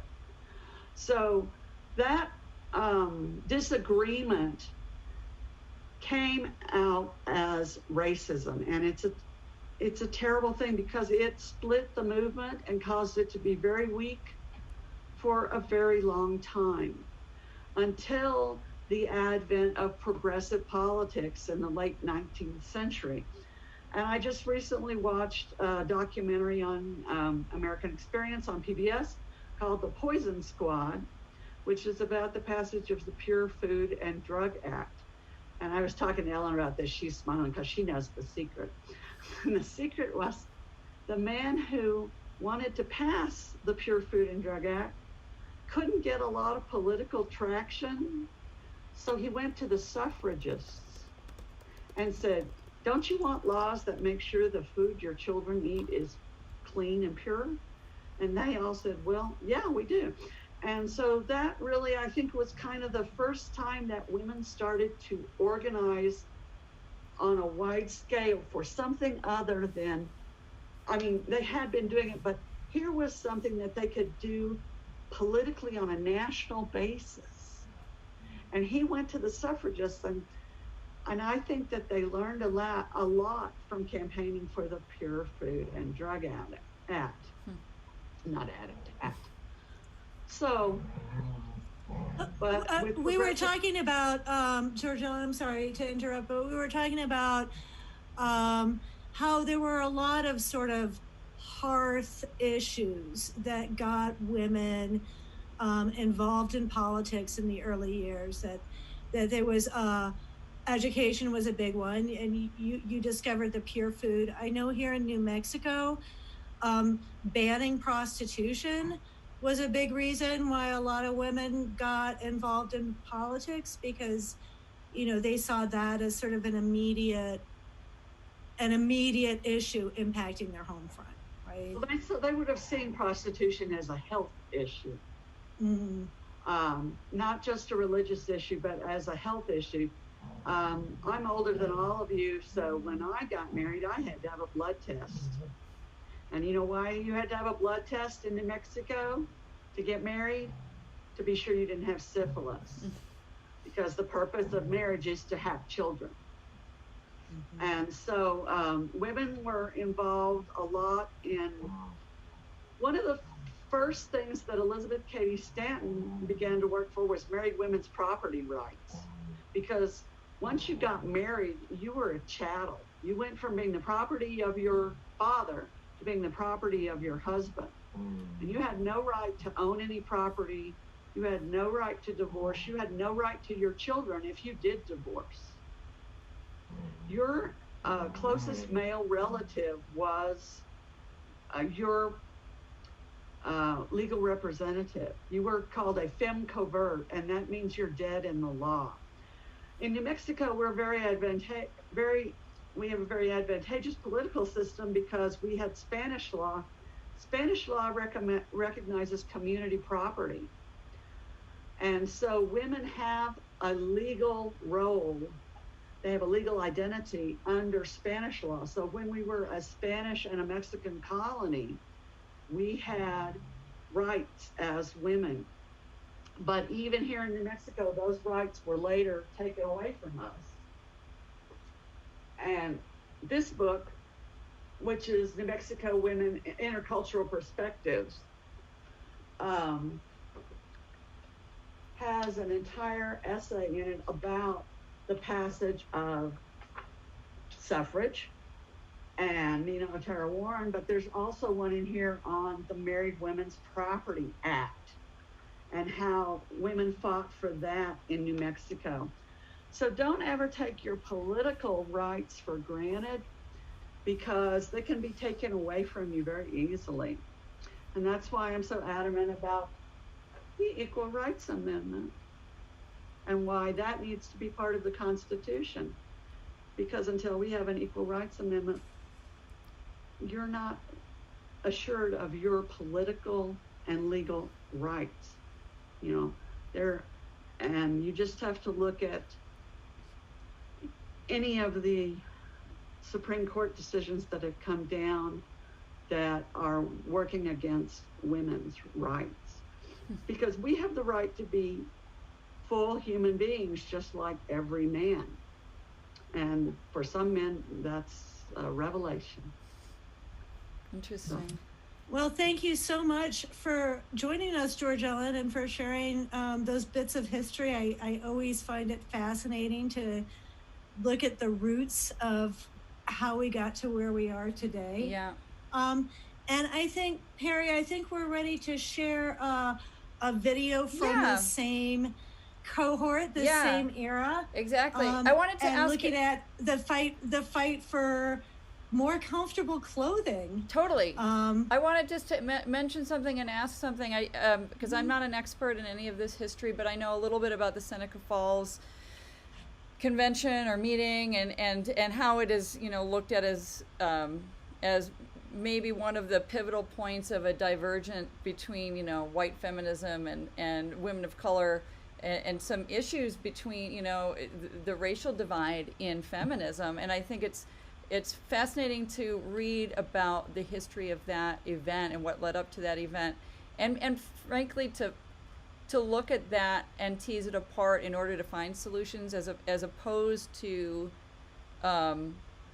getting mired into whether certain individual women were heroes or not, or racist or not, but more of the historical bigger context. I find it really fascinating, because that's something that is still an issue today. It is. And as long as we look at each other as competition instead of as compatriots, then we're going to have an issue. But I don't think that you'll see racism become a big issue in the suffrage movement, because it was so closely aligned with the abolitionist movement. Yeah. And I always say, I do a lot of work on civil rights history. This is one of my favorite books, Women of the Civil Rights Movement. Fannie Lou Hamer. Yeah. You don't know who Fannie Lou Hamer is, look her up. And cool. But I don't think that racism really became evident until the 15th Amendment. And it was not that the suffragists wanted Black people not to vote. It's just that they thought, if you're going to expand the vote, we should be part of that as well. And the other thing is that a lot of people have said Elizabeth Cady Stanton, well, she's just a white middle-class woman. I've been to Seneca Falls, and I've been in her study, which is on the second floor of the house there. And her desk is still there, and it sits in front of this window. And when you go there now and you look at that desk and you look out that window, you see a beautiful lake. But that was not there when Elizabeth Cady Stanton lived there. What her window overlooked was an area called the Flats. It was where the mill workers lived. So she would have looked out on these poor working class women every day and seen what they had to go through. The fact that they had no right to their wages, that they came home and their wages had to be given to their husbands. The fact that husbands often went out and drank up their wages because they were paid in cash on Fridays, and then the bars were all open, and they drank their way. So there were tremendous inequalities for women and working class women that she may not have experienced, but she saw them. And Sojourner Truth was a great, great friend, as was Frederick Douglass to Elizabeth Cady Stanton. Sojourner used to come to their house very often, and Sojourner had never learned to read. So Elizabeth Cady Stanton's daughter, Harriet Stanton Blatch, who would go to England and work with the Pankhursts and then come back and work with Alice Paul, was reading the paper to Sojourner one day, and she said to her, "Sojourner, can't you read?" She said, "I can't read little things like words. I read big things like men." Cool. So look to your history for your inspiration and your guidance, because history tells you what worked and what didn't work in the past. Yep. So by learning from your history, you can skip doing all that stuff that people have already done that didn't work. Cool. Thank you so much. Happy to do it anytime. This was germinal for me. Thank you. Thank you very much. I love that. I'm gonna use that. Yes, I have the next video queued. So this is a performance from a high school student from Moriarty, New Mexico, and this was done after quarantine. So this is a true quarantine performance. But if you stick around, we're going to be talking with her after we watch the video. So okay, hopefully I'll do this smoothly. Here we go. Amelia Bloomer: How the Fight for More Comfortable Clothing Broke Political and Social Gender Barriers. During Amelia Bloomer's age, the image of women, seen as non-intelligent and fragile creatures, had not changed in the past century. In 19th century New York, women struggled to break free of this belief system and earn a place equal to that of their male counterparts. Amelia's writings on and adoption of the Turkish bloomer brought a wave of change throughout the nation, convincing females to fight for their rights as other suffrage activists did. The radical change of dress broke a centuries-old tradition and one of the strongest barriers that kept women from equality. As time went on and women earned the right to vote, it evolved into what we now see as equal gender rights. Amelia Bloomer had a relatively normal life for a woman of the time. When she was 22, she married a man named Dexter C. Bloomer, a young and quiet attorney who owned a newspaper in Seneca Falls, New York. He was one of Amelia Bloomer's strongest supporters, proving it in both actions and words.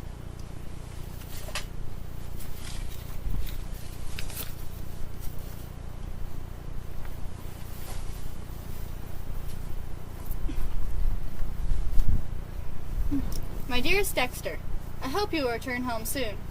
All is well here, and I am grateful for what you have done to support my ambitions to write in a world where it is wrong of a woman to do so. Allowing me to write unsigned in the Seneca Falls County Courier was a dream come true. And now, with this experience, I can write a newspaper of my own. A newspaper that can help the women of Seneca Falls make their voices heard. This, of course, can be discussed when you return. Until then, signed, Amelia Bloomer. Being granted the opportunity to write freely as a woman is extremely rare. A lady is not allowed to speak publicly on her beliefs. But through writing, I hope to do just that. Besides, during this time of change, with rallies like the Seneca Falls Convention, it will seem as nothing more than a small movement. The Lily, as it will be called, is going to be like nothing Seneca Falls has seen before.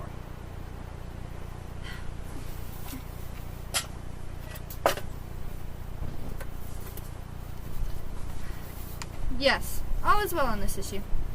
It is startling how high the demand has grown since I released the Lily. There are many great ideas to help women in daily life, including how to handle the heavy expectations of being a woman. Not only that, but I have also allowed Miss Elizabeth Cady Stanton to include articles about the fight for women's rights. I must admit, she makes a point. When this nation had been in the midst of battle, the soldiers fought for the right to stand as their own people, not as slaves. At this point, the women who lived here contributed, supported through anything they were capable of. Once the soldiers had earned independence, they had the opportunity to repay women for their sacrifice. The women's requests for equal rights were not taken seriously, and unlike the men who fought for the exact same rights, we were expected to act as servants to our male loved ones. None of these rules have changed, and as we take on more work, we're expected to complain less. We deserve a proper say in things. Yet for now, the most I can do is allow Miss Stanton all the space she desires, and write a few articles of my own on the subject. Miss Stanton, I'm so glad you could make it.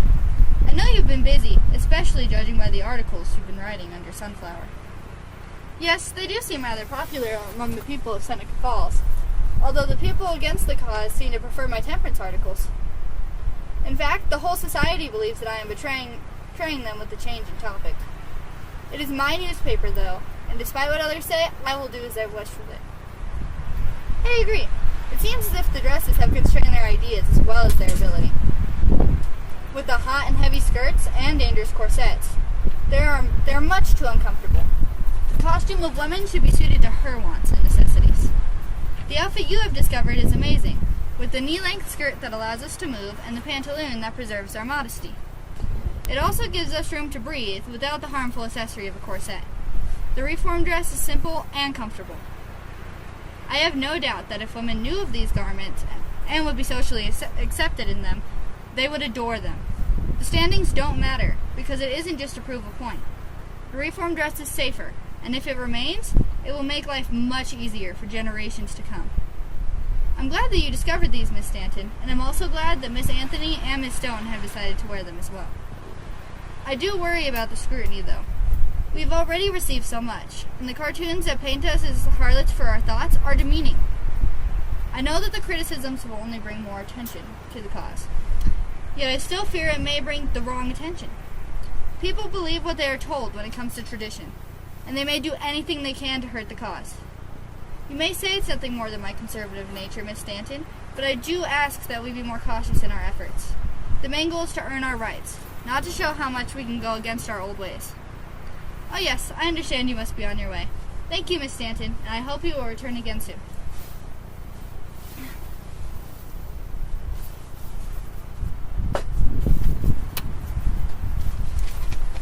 My dearest Amelia, I hate to seem cruel or against your decisions, but I am growing concerned about our lives here in Ohio.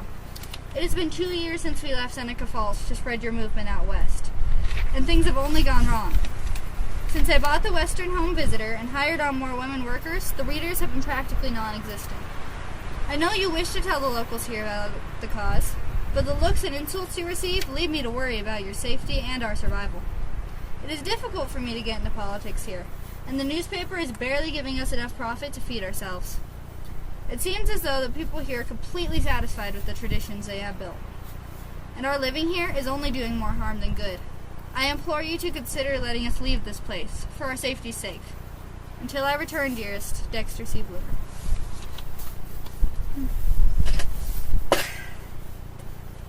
Perhaps it is right. The locals here hate our ways, and no matter how much we try to help them, things always seem to go wrong. Yet, for better or worse, I will persist. Only time will truly tell what needs to be done.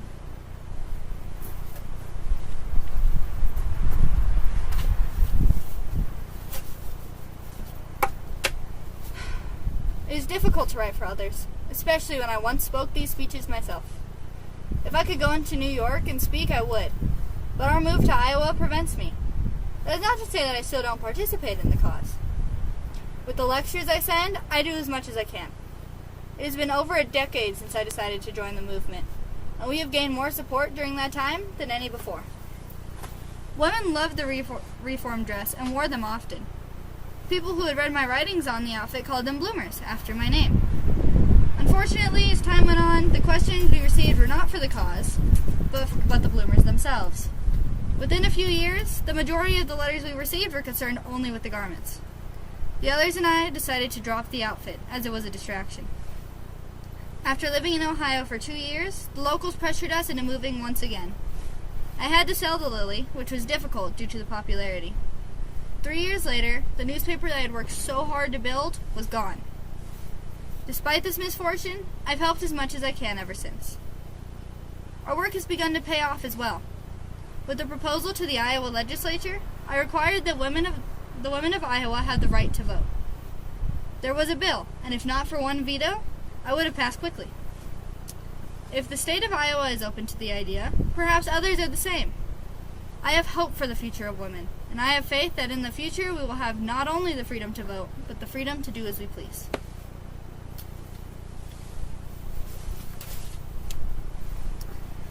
In 1872, a little over a year after becoming president of the Women's Suffrage Association of Iowa, Amelia Bloomer's health plummeted, and she was forced to retire. She spent the remainder of her life focusing on her health until she died peacefully in 1894. As the first woman to create and edit a women's newspaper, she opened the door for women that allowed them to express their thoughts and opinions. Her own writings to gender inequalities, including the talkative dress, attracted the attention of many across the country. She proved the idea that change was possible, spurring the social fight for equal social and political rights. It also helped evolve the style of clothing worn today. In the early 20th century, the style became popular in athletic design. During World War II, the skirt was completely removed from the design to help with the war effort. In the 1960s, pants resurfaced with the civil rights movement. The idea of women wearing pants at that time was much less uncommon, and as time continued, pants became as common on women as they were on men. Thanks to the inspirational work from Amelia Bloomer, women today hold the same standing in both clothing and politics as their male counterparts. All right. I think I see Sierra here. Hello. And hi there. And let's see when Ellen comes back, if Ellen is audible. And hey, Sierra, what a great job. Thank you so much for that. Thank you. That was super cool. Once again, if you were listening, oh wait, I'm hearing a little some sort of like video or audio buzz.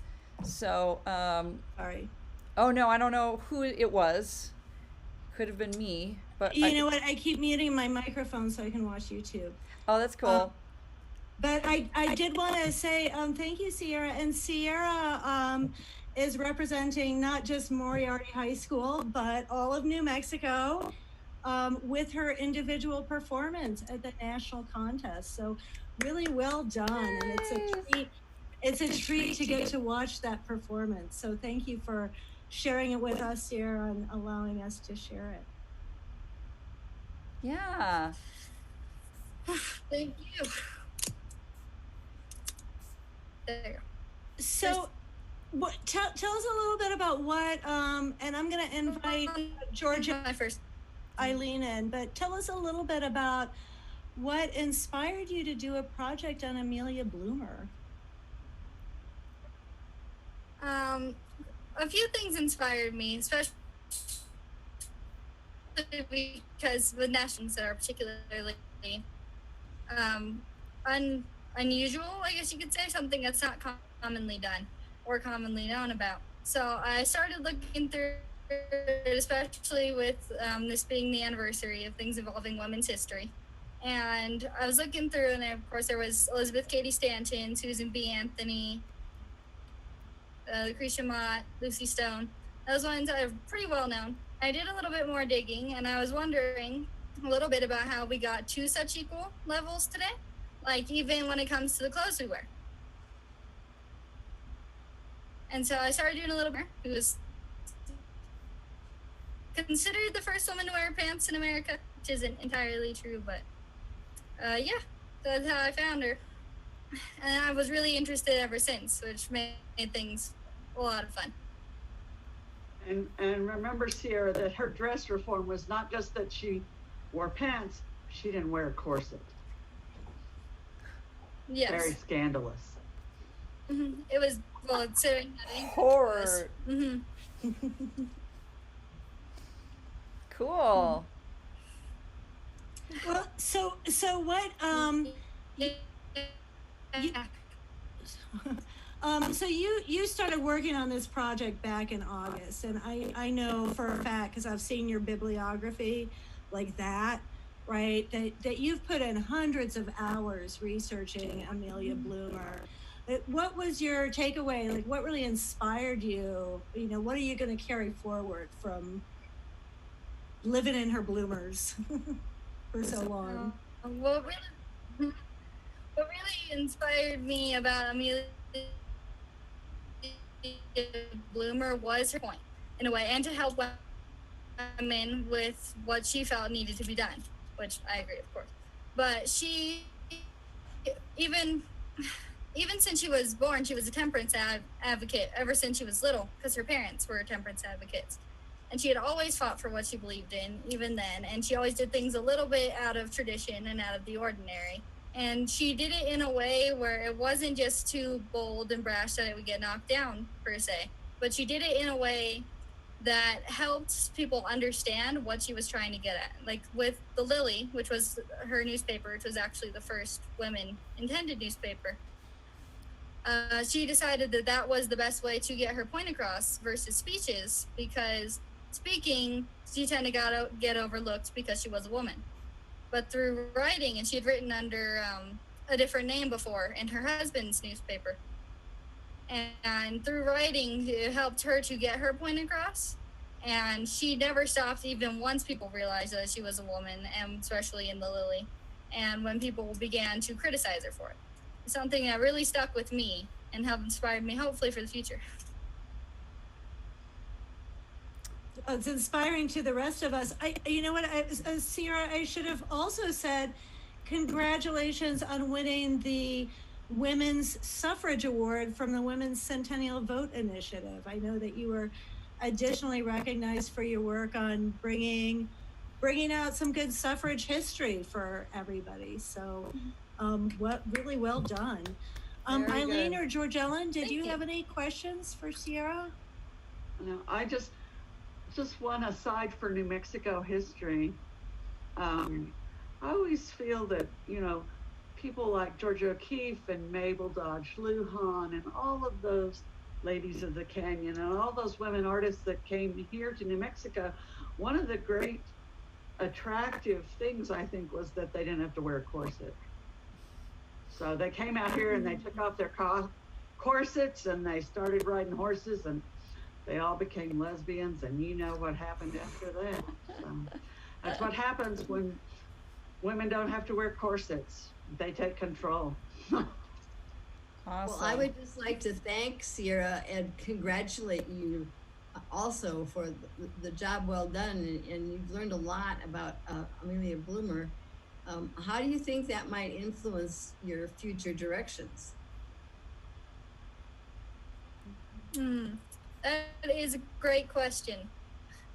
I think, especially considering how she acted during her age, during her time, and how she managed to, again, hold such a high standing in her community, and, well, 2 of the 3 of her communities, and still stand up for what she believed in. That, I think, will help me in the future, especially because I plan on being a nurse when I'm older. And I think that's going to help me at least make an influence both in my career and in what I plan. Sorry, I have to reword this little. That's great. What I plan to do and how to properly keep determined in my beliefs and how I'm going to grow as both a nurse and a person without being just passive or being too bold and too brash to actually get my point across. If that makes sense. That's great. I think you do a great job getting your point across, Sierra. Yeah. Yes, she does. Very well. Excellent. Thank you. Thanks so much, Sierra, for joining us and sharing your video with us. Yeah, great job. Of course. And good luck at nationals. Bring home the gold, Sierra. Represent. That's so great. Yeah, I know. Thank you so much for bringing that on. And I just wanted to share a little bit more giveaway before we move into our next musical act. Yes, we have a live musical guest. It's exciting. And just, riffing off Amelia Bloomer's, and George Ellen, I'm not wearing a corset either, but don't tell anybody, okay? I won't, but I did tell you I would put on a bra for this. Overkill. Overrated. Sorry, you have to know this is so important. I put on a bra. Wow. Well, heroes are everywhere, right? As Samantha Bee said, she says the big question is going to be what our boobs look like after all this time of not wearing a bra. Exactly. We'll just see, won't we? And you know what? We won't care. No. Yeah. But so, I was talking a little bit earlier about the Apronista Collective, which is a group of women in central New Mexico who use aprons as a platform for raising consciousness around different topics, because aprons signify women's work and making your voice heard as women's work. So they created a lot of really beautiful, unique little pins, and I just wanted to share some here. Like, this one is quilted, it's hand stitched. It says vote. Here's one that says don't gamble with our country. It's a little playing card that somebody stitched up with some fringe. It's very cute. Super. We've got this beautiful one that has like a little bit of everything, some bling and some sparkle and some fringe. And all these can be yours now for free, Peri. It's true. I know, you look shocked. Wow. The URL is on the screen. And all you have to do is tell us what you've done to supercharge your vote. Did you share out the good news like Amelia Bloomer and put the word out? Did you, encourage a friend to check their voter registration status? Did you make sure that you're good to go and that you've requested an absentee ballot so that you can vote by mail? So if you do any of those things, yes, we send you all the prizes that you want. And I'll share these too. These are also created by the Apronistas. So They're great. Vote goddesses. They're ceramic. I have a ton of bubble wrap, so I'll wrap them up carefully, like a little corset. And when you fill out the form, it's you not can like comfortable clothes. Yay. Right. You can claim your prize of choice. Some are limited in number, and some are some are plentiful. From what you've told me. You know what? Right now, we have plentiful numbers of everything. Awesome. So don't be shy. We want to send this out into the community, and we want to make sure that, people. So, okay, here it is. George, Ellen, and I were working, and Eileen, we've been working on the Women's 2020 initiative since last year and getting so excited about all the amazing things that have happened because women have a vote in our society, because Native people have a vote in our society, because African American people and Asian people. And it's not just the white dudes who own land. We all can say, and we can all run for office and make our voice heard. And by golly, I'm not gonna let any stupid plague keep me from being excited about that. Totally. And excited about getting all of us out this year to make our voices heard. Because, however you're feeling about the way things are going in this country, it is our big chance to, change things around or whatever. Yeah. So yes, all the prizes you want here. There's plenty. I know there's like keep our you showed me the democracy stash. from crumbling, says Sand Abe Lincoln. Boom. Well, if I could, I'll segue into our next guest, because I would love to belatedly shout out to my little team, Lisa Barrow and Eva Avenue, and the talks that we had about what can we do at Pyragraph to engage our audience of creative people and artists and musicians. How can we rope them into voting and make it accessible and interesting? And we came up with this idea for a voter guide. And Eva, bless her, said, let's make it really, really visual.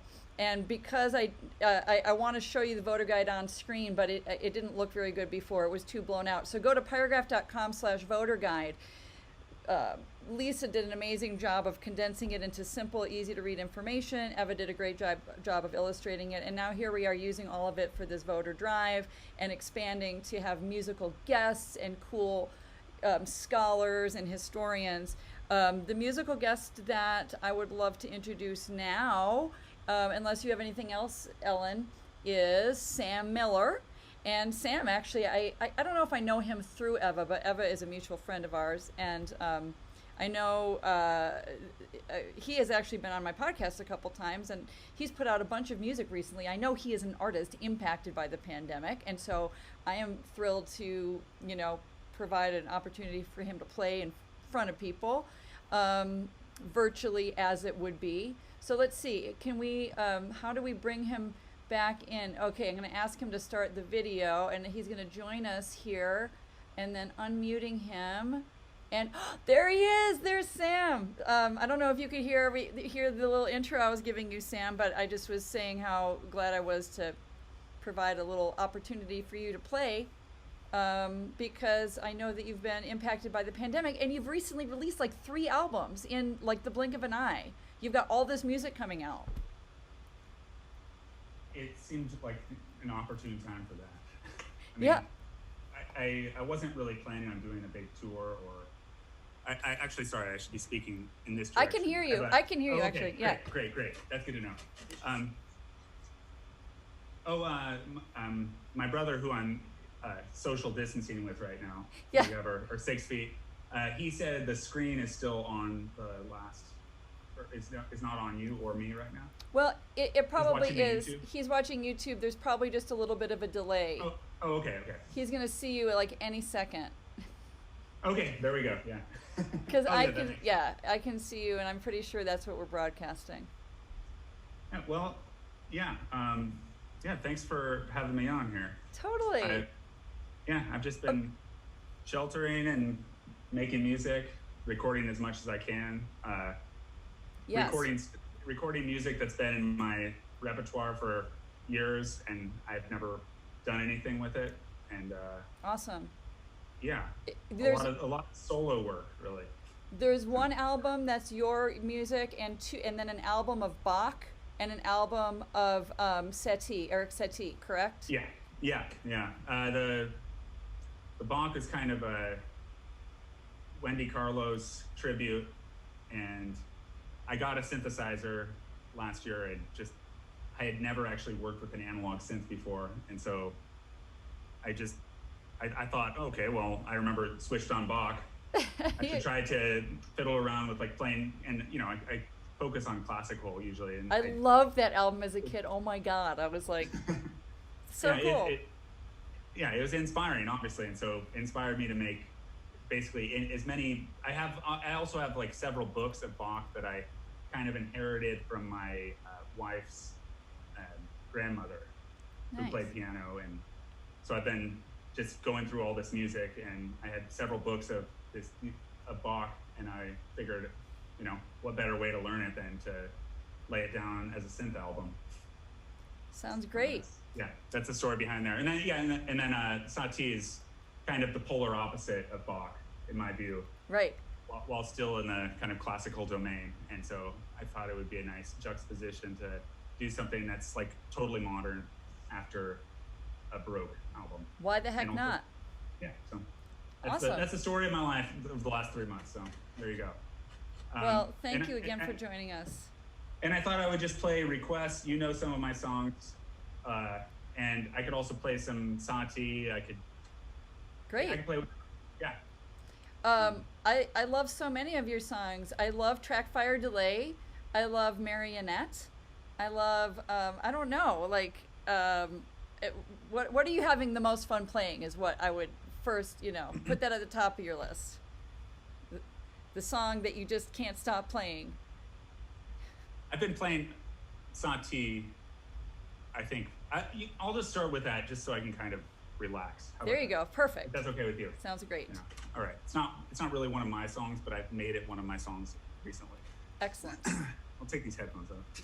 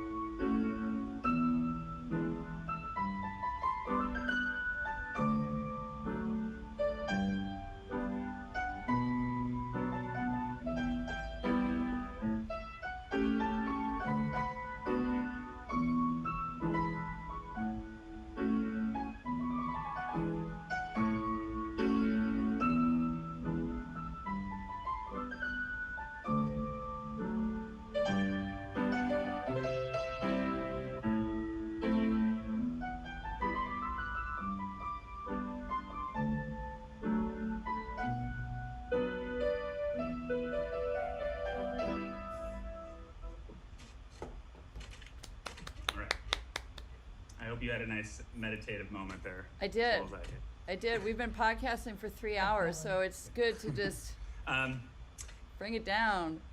Yeah, so you want to hear a song, an actual singy song? I would love to hear a singy song. You're muted, Peri. Oh, wait. Sorry. I would love to hear a singy song, and I was saying it's delightful at the end of a 3-hour podcast to have soothing tones. So, yeah. Okay. You said track fire delay. I'm just going to give that one a shot. I haven't been playing it a lot, but I like to kind of shake things up a little bit. I really like that song.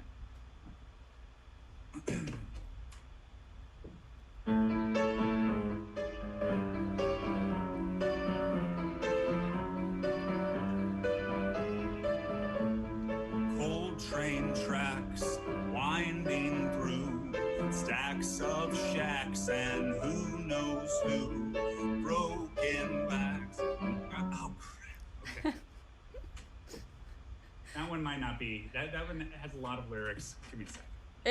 All your songs have a lot of lyrics, Sam. My kids know them all. That one is like a, it's like an absurd rhymey thing that my brother just requested one. Let me do it. Let me do go. A simpler one. I need you like a god needs believers. I need you like a sailor needs the sea. Jenny, invert, you're an upside down airplane, never to attain.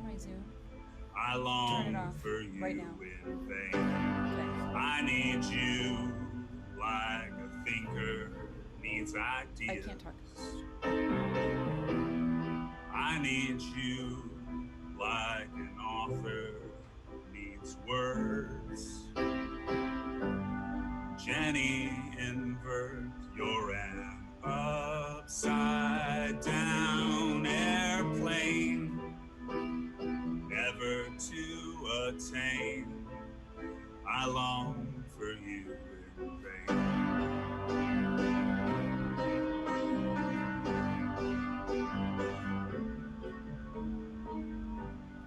I need you like a baby needs a blanket.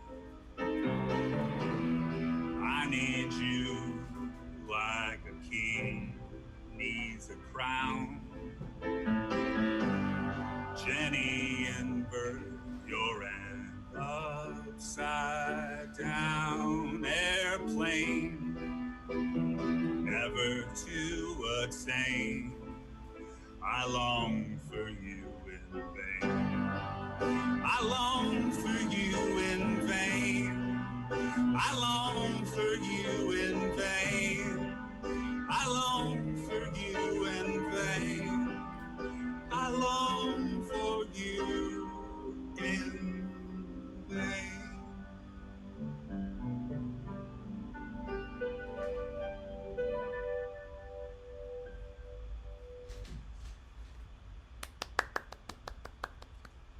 Beautiful. Thank you. What's that one? I don't know that song. That is off the Jenny Invert album, self-titled, and that's the song. Yeah, that's the song Jenny Invert off the album Jenny Invert from the band Jenny Invert, which was my band about 10 years ago. And now it's a label. You're turning it into your Yes. label, right? Yeah. So I'm appropriating the name as the label name.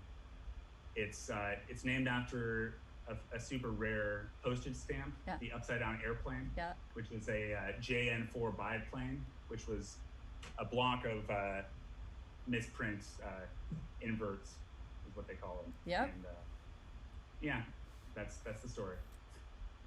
I love it. So yeah, I've actually already re-released, at least digitally re-released, the Jenny Invert material and my old band Grand Canyon. So that's streamable and whatnot. And along with my new albums and my classical projects and a few other friends bands that I guess I could announce. Yeah. Iskadoff and Matt Badger, two different artists from Seattle who I'm friends with and I produced back when I lived there. So awesome. You're from Albuquerque, New Mexico, however, though. Yes. Yes. I grew up in Albuquerque. Yeah. But I've lived elsewhere since college. Yes, all around. I don't know if you still want requests, but the ones that come to mind are you do you, or you do your own thing. I don't know what the title is, but the one that I've used as my podcast theme music for years, and I love that song. It's like the perfect theme music. Okay. And I love that song. Go. And then what's the other one? Well, I was gonna say West Side, but I don't know. That's not really. Turtle's calling for West Side too, but that's not really a piano song. I don't know. I could try it. Yeah. I've already like totally fucked up, so That's it all doesn't right. matter. Like, this is what happens. Most of my shows, actually, back when I played shows, back before the world ended, I just knew the first song is gonna be a shit show. Sorry for my cussing. I don't know. I already dropped an F-bomb earlier. Okay, good.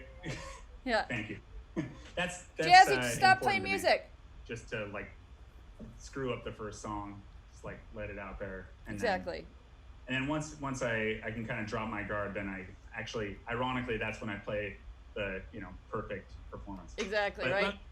Let me see. I literally haven't played from the West Side for 10 years, and nor have I haven't played.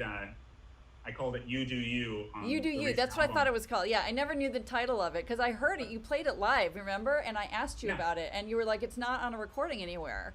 And then you recorded it because you're awesome, Sam. Oh my God, yeah. So that's amazing, and all these songs. You have so many great songs. So by the way, let me just say, go ahead. sammiller.bandcamp.com. I just need to say it. Because I didn't put it on the screen. Like I have a million other screens. I didn't put that on. So sammiller.bandcamp.com.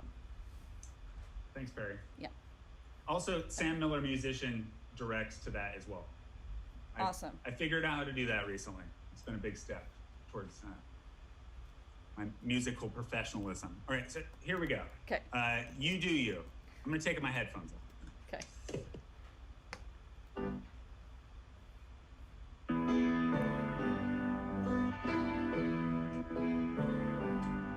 You do your own thing. You do your own thing.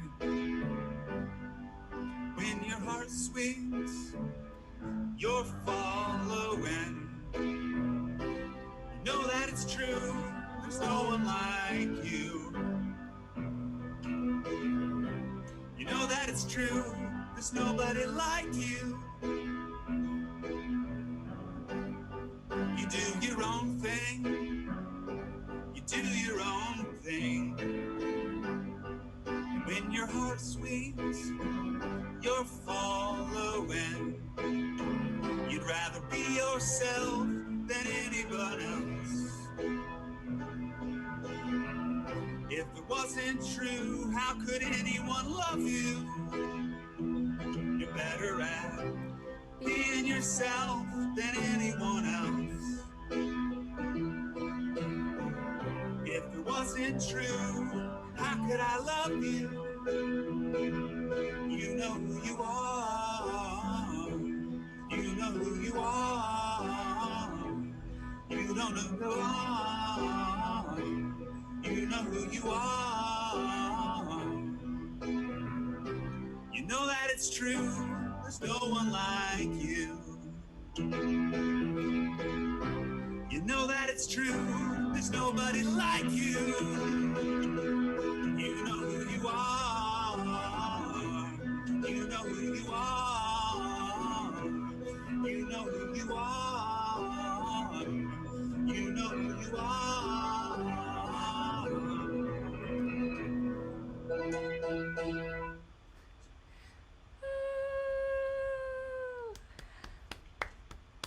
That's about a 60% correct.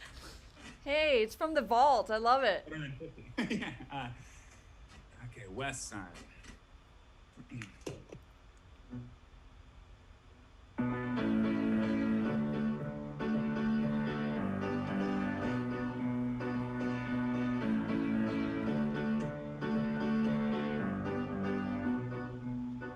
As my face swelled up, getting into fights with my best friends, the city lights on the horizon.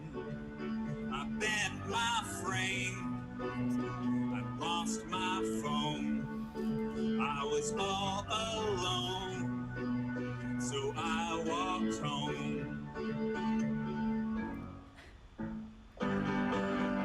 From the west side, from the west side. From the west side. I walked home from the west side.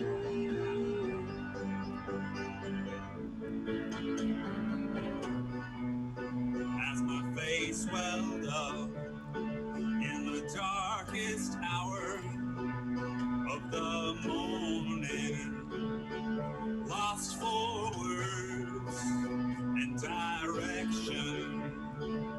I bent my frame and lost my phone. I was all alone, so I walked home. From the west side, from the west side, I walked home from the west side.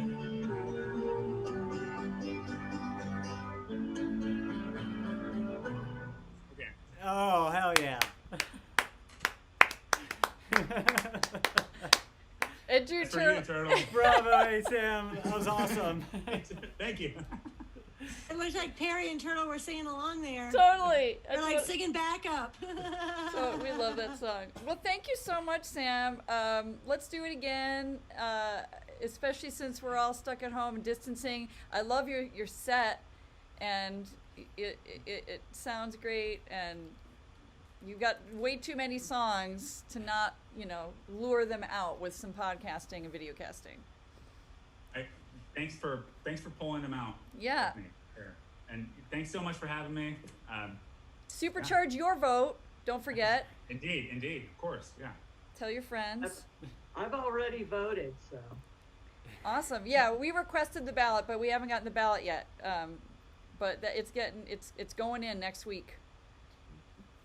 I sent in my absentee ballot, but it's just for the primaries. And I know that while I was watching this, I wanted to point out we had the deadline of May 28th for requesting a mail-in ballot. That is for the primaries. Thank you. So there is going to be a separate deadline and a separate request process, I'm presuming, for requesting a deadline for the general election. I'm glad you said that because I did not specify that on my on-screen text. So I hope I didn't give anybody a panic, like, oh my God. Yeah, this is for the primary. And yeah, this is just a warm-up for the big act, right? It is, exactly. We're warming up, just like this show.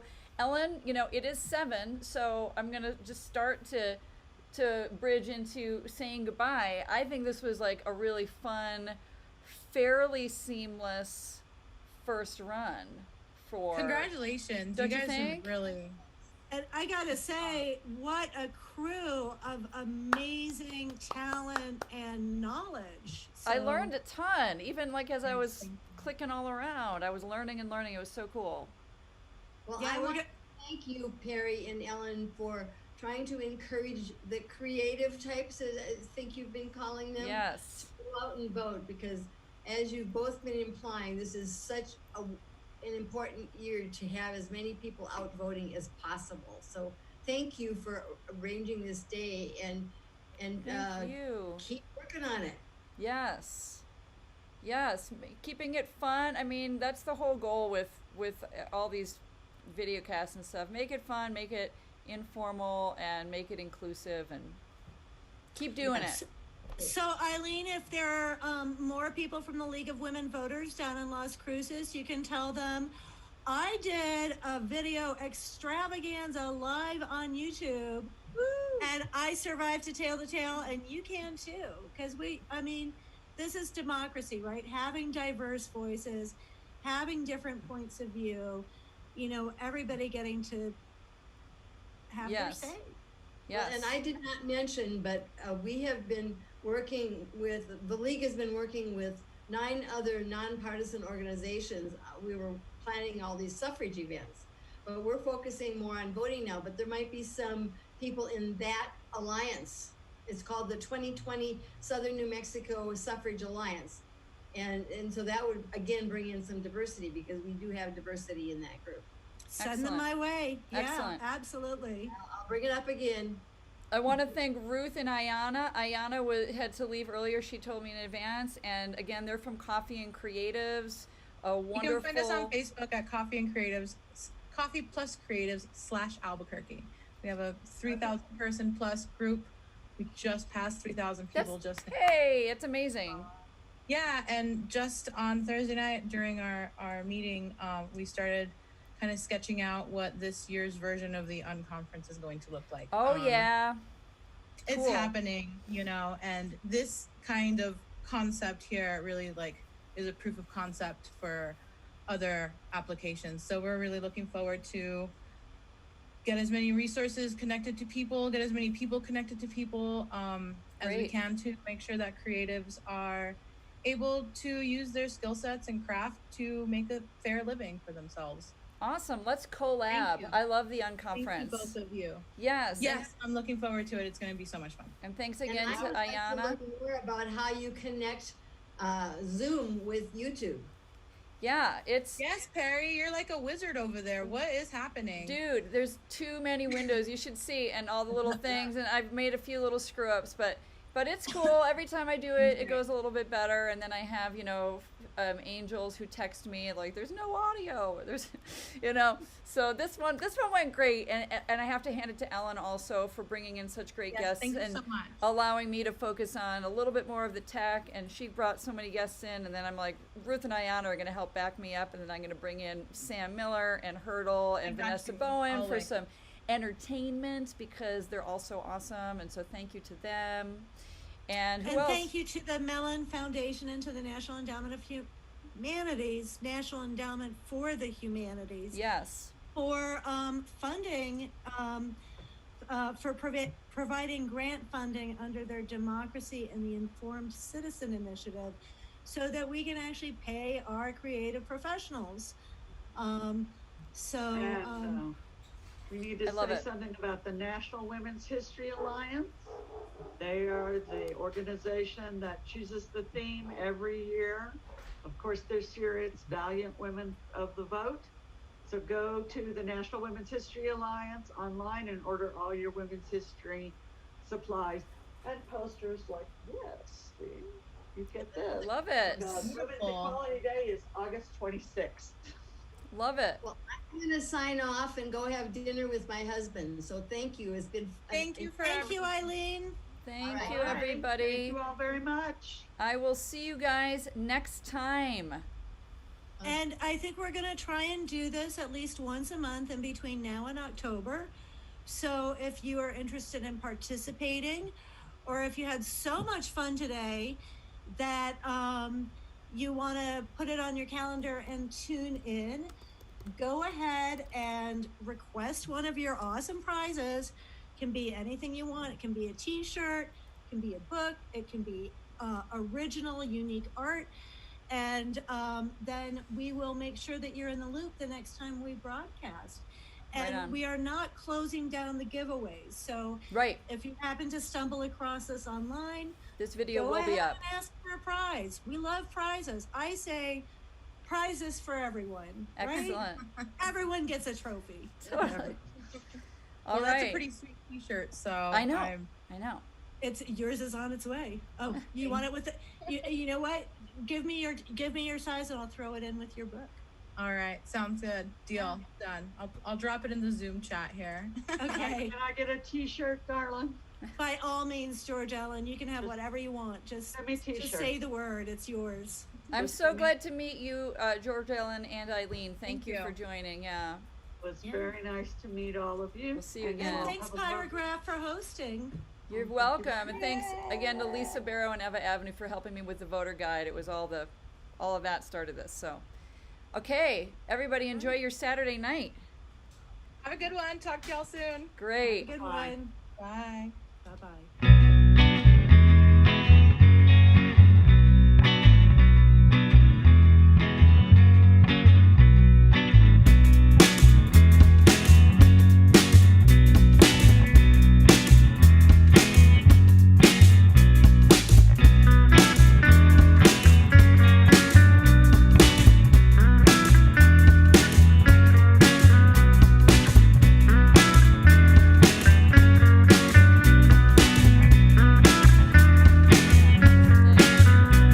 The sickness continues, insanity slumbers.